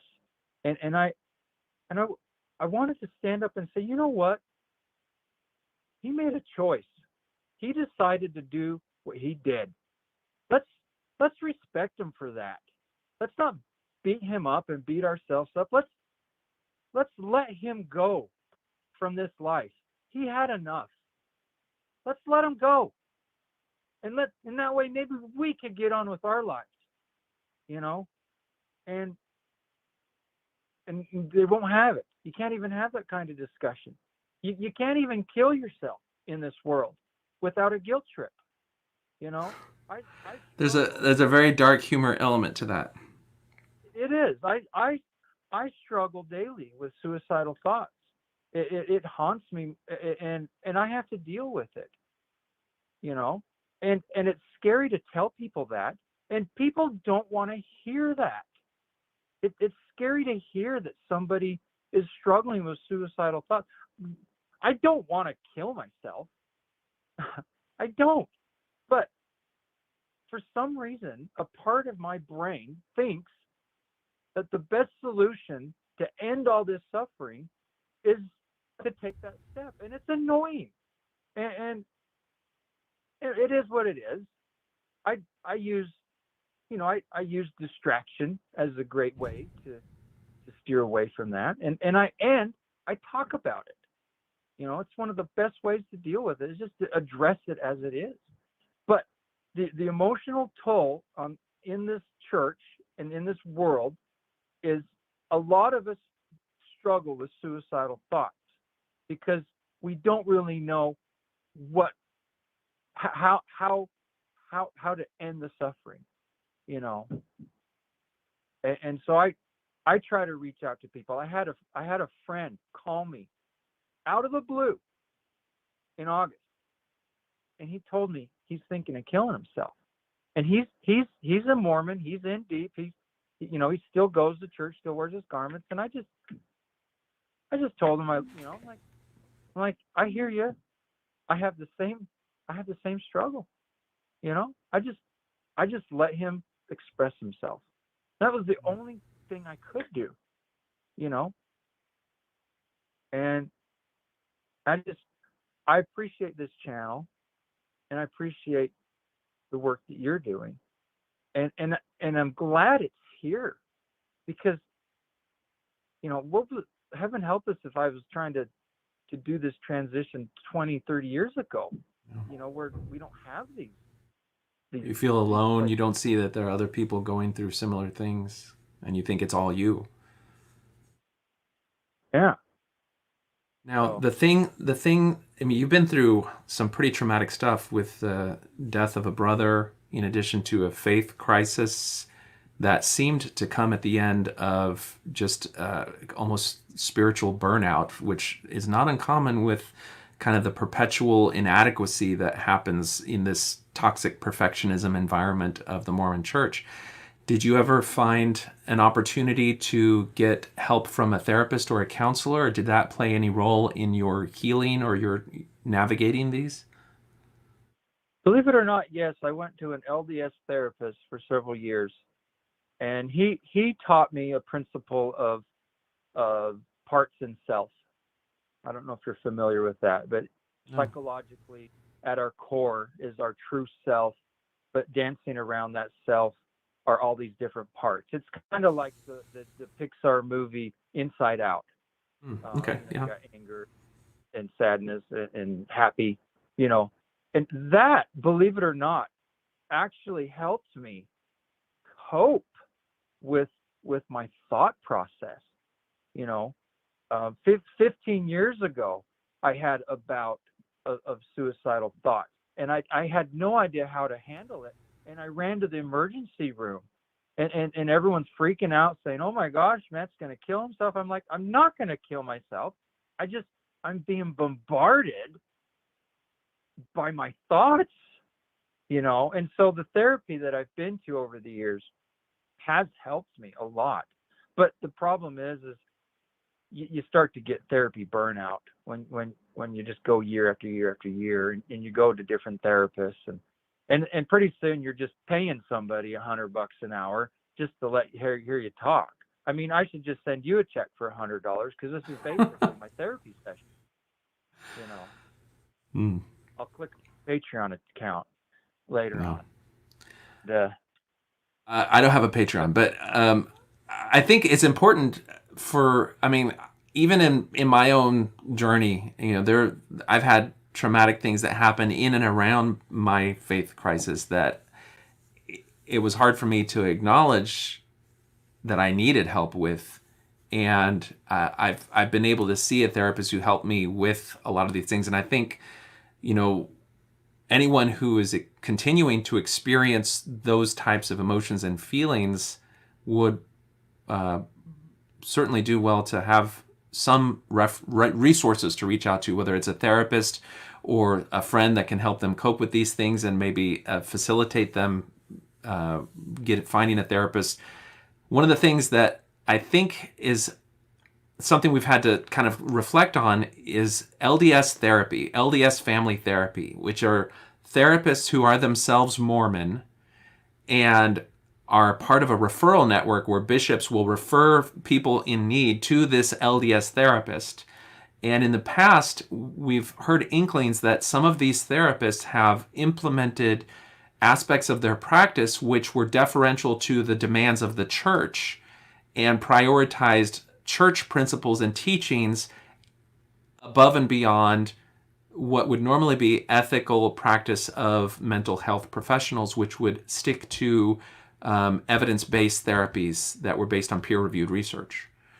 And in that way, you could almost be going to an authority as a therapist, a medical authority, who is going to reinforce some of the harm of the church rather than empowering someone to identify and acknowledge some of the hurtful elements of the church that may be directly impacting their mental health and start to learn to cope with and extract those things from their mind. Have you had the chance to see someone who is a therapist, maybe even that specialized in faith transitions, but did not do it from an LDS context because there's so much baggage there? Not yet. I did meet with a therapist who was she was Catholic and she was married to a Mormon. I'm married. My wife is still in, and we've been trying to go to marriage counseling, and the problem is she doesn't like going to a counselor who's not LDS, because once you get outside of the LDS counseling world, those tripwires and landmines get triggered, and she feels very uncomfortable. And so we're kind of in a predicament. I went 2 weeks ago with her to the marriage counselor, and it was very hostile, and the therapist openly admitted she's biased. And I'm like, how can a therapist claim to help people when they come out of the gate saying they're biased? I've biased in what way? Regarding the church, or biased in some other aspect of the therapeutic setting? Well, like pornography and masturbation and human sexuality. I've been trying to talk to my wife about how we probably ought to see a sex therapist, because neither one of us have been brought up in a healthy sexual environment. Neither one of us has suffered abuse, however, like physical abuse. However, the emotional, psychological indoctrination that the church puts upon its membership regarding sexuality is, for me, all I can say is it has not been a healthy journey. No, you're not alone. Absolutely. And that's one of those things that once we get out, you realize that we're all messed up because of how much the church interferes with normal, healthy development. I've advocated to my wife that we revisit what, let's try to discover what a healthy sexual life is, But and so when I mentioned that to the therapist, and she's like, "Well, I'm sorry, I'm biased. No pornography, no masturbation allowed in a healthy marriage, And I'm just like, well, I can see this isn't going anywhere. Let's agree to disagree, And I ended up walking home alone after that therapy on my own choice, just because I was so pissed off that I just didn't want to be in the car with my wife. And the thing is, if you talk to therapists who specialize in sexual development and healing and overcoming some of the issues that happen in sexual development, I mean, that prohibition against masturbation itself almost preferentially hurts women, because when you study normal human sexual cycle and things like what are part of the female sexual cycle involve what other people would call masturbation. And if you put a blanket prohibition on that, then it is no surprise that when you talk to a lot of people who escape these controlling, hyper puritanical sexual environments that have an absolute prohibition on masturbation, the women will say, "I never actually experienced an orgasm until I left and got a Hitachi magic wand and actually was able to achieve climax, because there was this cloud of demonization over anything touching the clitoris or anything like that." And so it's so harmful to relationships, because people feel unfulfilled and they blame themselves. I can tell you right now how sick and tired I am with the church specifically being obsessed with my penis. When I was 8 years old, going in for my baptismal interview, I was blindsided by my bishop when he wanted to know if I played with myself. And I kind of knew what he was talking about, but I had to ask him. I'm like, what do you mean played with myself? And after several minutes of awkward explanation, he finally conveyed to me what playing with myself meant. And I adamantly denied, "Oh, no, I don't do that, Bishop," And so right there, the church has instilled a deep-seated shame with respect to my genitalia. And in my entire life, the church has been obsessed. Every worthiness interview, they just want to know about it. And finally, the mantra that I've now taken is, it's none of your damn business. Yeah. Okay? It's none of your business what I do with my own penis. And I've told that to my wife. I said, it's none of your business. Now, as long as I'm in a committed relationship, I will promise her that I'm going to be faithful, at least in the physical sense, and I'm not going to go have intercourse with other people. As long as I'm committed to her, at least within our with where we're at, it's like, it's just going to be me and you. However, she now has a problem with my mind. She wants to know where my mind is, and I have to remind her it's none of her business where my mind is. Don't worry about it. And she's gotten very upset about that, because see, now that I've cut, let me back up. I was heavily involved in the church's 12-step program years ago with pornography and masturbation. There were times where I was doing 3 meetings a day. I couldn't get enough of it. To those people that aren't familiar with it, the church has taken a medicalization almost approach to the issue of pornography and masturbation, where they've identified it as a pathology, and then they've taken the framework of the 12-step addiction program from Alcoholics Anonymous and reformulated it to treat what they are creating a framework, a disease framework for those things, and implementing it. So now when somebody in the church acknowledges that they have viewed pornography or engaged in masturbation, then the church cycles them into this help program, which reinforces self-demonization and all of the other issues by almost making them feel that they are just as broken, just as diseased as somebody who has no control over their life in the framework of substance Yes, abuse. yes, you are taught to be to proclaim you're a sex addict, you're a pervert. And for many years, I actually, weirdly enough, took pride in the fact that I was able to say, yes, I'm a sex addict. Okay, you know, And but again, all that's rooted in things that are contradictory to the wider world of peer-reviewed evidence-based therapy on healing and helping people work through sexual dysfunction. You know, all of these things are in no way actually part of the body of established evidence on mental health around human sexuality. and after several years, I started getting sick of being a sex addict. Not, you know what I mean? I just Right, of framing feel like yourself as such.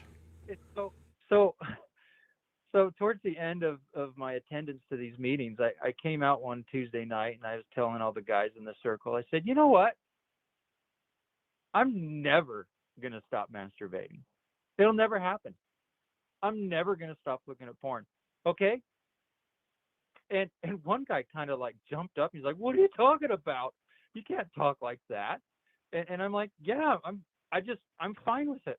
I I am relinquishing the fight. I am at peace with myself now. I am no longer going to carry the shame anymore. I'm done." And they were like, "Oh my God, you can't. No, no, no, no, no, no, no. You have to be. You can't, brother. Don't go down that road." And I'm like, "What do you mean go down what road? You know?" And so I finally decided to turn my back on the 12-step therapy, and I just this new this sexual discovery, my discovering what my sexuality truly is, trying to find a healthy sexuality. You know, I feel I'm closer now. Now that I've renounced Mormonism. You know, my wife thinks that I've renounced morality. I'm like, no, no, no, no, no. I still think there's merit in abstinence at times. I don't think children and teenagers should necessarily be just, you know, knee deep in pornography. I think they need to be aware somewhat, but I don't really truly know what a healthy sexual upbringing is, other than let's not hide it anymore. Let's try to be more open about it and acknowledge people's feelings. You know, I try to let my kids know where I'm at. Like, you know what? This is who I am, and I still believe it's important to be honest. You know, and I told my daughter the other day. I said, listen, it's none of my business what you do by yourself. And she got really embarrassed. I said, no, no, no, no. Let me finish. I need you to know that it's none of my business what you do with yourself. I need you to know that. Okay? You're not accountable to me sexually. It's important that my daughter is not accountable to her father sexually. You know, because that's how we were taught growing up in the Mormon church, is we had to be accountable to an authority figure, whether it was our parent or a bishop. And it extends to the bishop, so that when he starts prying into the private sexual development of a young child, the child feels, well, this paradigm of accountability to authority is normal. And so I'm going to allow that person into this part of my life, when that's a boundary that should be kept. And that's all I'm going to do with my kids. I'm not going to sit them down and open up a Playboy and say, okay, kids, this is sex and this is pornography. You know what? I don't want to know what they're doing, you know? But if they want to come talk to me about something, just maybe I can provide a safe environment. I don't know. Well, like you said, we're all kind of figuring this stuff out. We've all been affected by the taboo around sexuality that's in Mormonism. And I can totally relate to these conversations you're describing having with your kids, because I had to go through the time too. You know, before I got out, I had a son who was going through puberty, going through the normal stuff. And there was one point where he felt compelled to go and talk to the bishop because he found a Natural Geographic magazine and it made him feel ways that he felt like he needed to talk to the bishop about. And I, as the father, is like, oh, this is good. This is how you set up your framework of acknowledging sin and repentance. And I could refer to my own life and the struggles that I had as a young man. And then, fast forward a few years when I had come to the realization of the absent foundation of the church and how much it interfered with and distorted normal human sexuality. And I had to have another conversation with my son. And the things that I had to reinforce is that those impulses that drove his curiosity, those are completely normal. And he was not a bad person. He was not broken, degraded, or dirty for having those impulses and for acting on them. And it opened up opportunities to talk about consent and to talk about what can be seen as normal, healthy sexual development. And so those conversations then would inform him about the future and to talk about the difference between what is depicted in pornography and what real, vital relationships that accept the complete humanity of both and all parties involved. Those then become opportunities to teach a framework of sexual health and morality that actually has principles behind it rather than, if you take the whole entirety of the church, it's simply no sex or any sexuality before marriage unless a prophet tells you that your family will be saved, and then you can do it. I mean, it's just a completely different approach to it. And the fact that your kids will feel, number one, that you're safe, and number two, that they'll know that in your eyes, they're not bad or dirty or broken for being normal humans is a big thing. And the power of this subject and how much control it has over your mind it took me years, even after leaving the church, before I could even talk publicly about the issue of sexuality and how much it affected me personally, because I grew up completely buying into that whole you're broken, you're dirty for normal human sexual development things. And this is when you start to see how these groups that latch onto human sexuality, that's one of their best mechanisms of control because it is universal.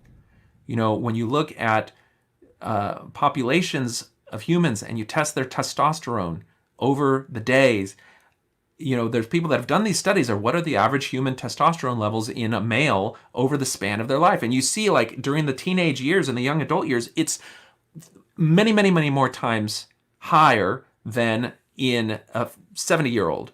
And so then we have these mission presidents who are out in the field demonizing 18, 20-year-old missionaries for diddling in the shower. And that's why they're not getting converts. And so the missionaries feel terrible about themselves, while the 70-year-old not only has much lower testosterone, but then also has a sexual outlet in the form of he can sleep with his wife while they're on a mission. And it's just this huge disparity that then any successes are attributed to the church if you're able to abstain for any period of time, and then any of failures are attributed to your own personal shortcomings. And it's just a very central part of how the church causes people to feel broken, because it sets up demonization of normal human sexual development and causes you to hate yourself. And they have you because you're totally dependent on the church, its forgiveness, in order for you to feel right with yourself. And I will echo what people, if you go back and look over the comments on this thread, a lot of people are really encouraging you to seek out a therapist that is not in any way attached to the church for your own personal healing.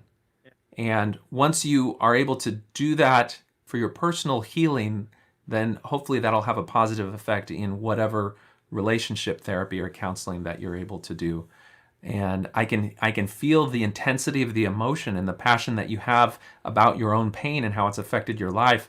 And I know from personal experience that's hard not to bring to the forefront in those therapeutic sessions, even when it may undermine what you're really trying to do, because it puts other people on the defensive. It's a hard thing to navigate, and to understand and to deal with our own emotions on these things is very difficult. Yeah. Yeah. a couple podcasts back, you did the interview, the bishop interview, and that prompted me to talk to my daughter. She still goes to church, and she, right now, never mind the pandemic, that's kind of shut the church down. But anyways, I told her, I said, you have these interviews with the bishop, and I just want you to know, if they ever ask you of these personal questions about what you do on your own, I want you to just say it's none of your business. Mhm. Okay? None of the bishop's business. Please, because I can't forbid my daughter to go to church. I'm not going to do that. And I can't keep her from being active. And I know that the bishop interview is a part of active Mormon life. But the only thing I can do is just have these conversations with her, and be open about it, and I'm trying not to use fear. The church has been a fear monger my whole life. And the last thing I need to do is start being a fear monger. And I just say, it's none of their business. There's That's it. Keeps it simple. There's no fear. There's no shame, other than the fact that I paint the church authority in a light that kind of maybe might open my daughter's eyes to the fact that, why are these guys constantly asking me these worthiness questions, and maybe if I can help, I don't know.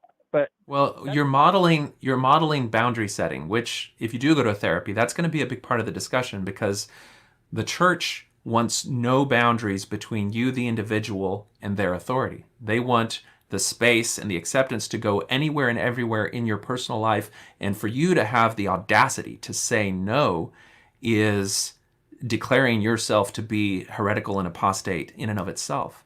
And so just by giving your daughter permission to say no, you are giving her one of the most effective tools that she can use to navigate the church in totality. And that is the empowerment of setting a personal boundary, because that's kind of where it all starts. And it can be around these interviews, but then that personal boundary can be conceptualized as the boundary of, they can't tell me what not to read. And that is just one of those dominoes that has to fall. So I definitely applaud that. Kind of circling back to the beginning topic of, exiting Mormonism. I'm out of it. I haven't resigned, and I don't plan on it. I don't really feel the need to. But I'll openly admit that I want my family to follow me. I want my wife. I desperately want her to follow me. But I do not want to actively pry her loose. I want it to happen at her level. And so, because to try to pry someone loose, then I'm doing what the church has done, to try to manipulate somebody. You know what I mean?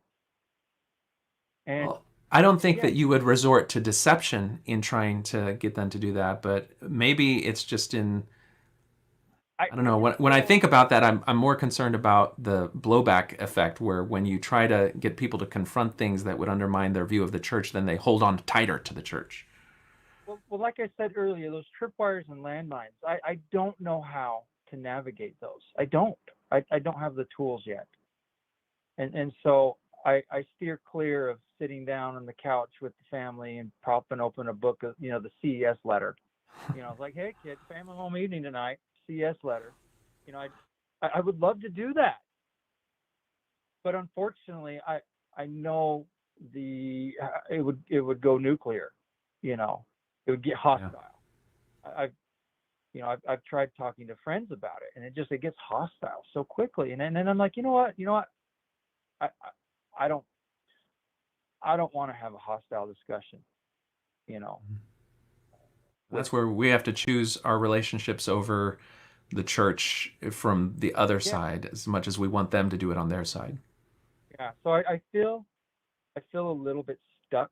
I feel somewhat pigeonholed or cornered, but at the same time, I do see a glimmer of light. I do know that I need help. I do know that a therapist, there's a therapist out there waiting for me. I just need to find them. I've gone through a lot, and they have helped me. And if anything, I just want to be happy, and I'm gonna use what the church taught me. They have taught me lots of good things, and I'm going to use those to continue to steer a path in my life, and to be the best person, to be the best father, to be the best husband that I can, and at the same time secretly wish that my wife and kids will follow me on their own, and that's all I can hope for. So I'm going to let you go. Thank you so much. All right. No, thank you for your call. Take care. Well, caller, the one thing that your family will have that maybe you didn't have is that when and if they do decide to go on that journey, they're going to have somebody right there to help them to know that they're not alone, and to be able to go on that journey with the support of somebody that they care about close to them. So thank you so much for your call. That was a very powerful story.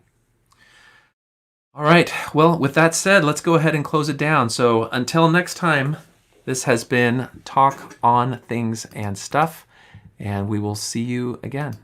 So take care.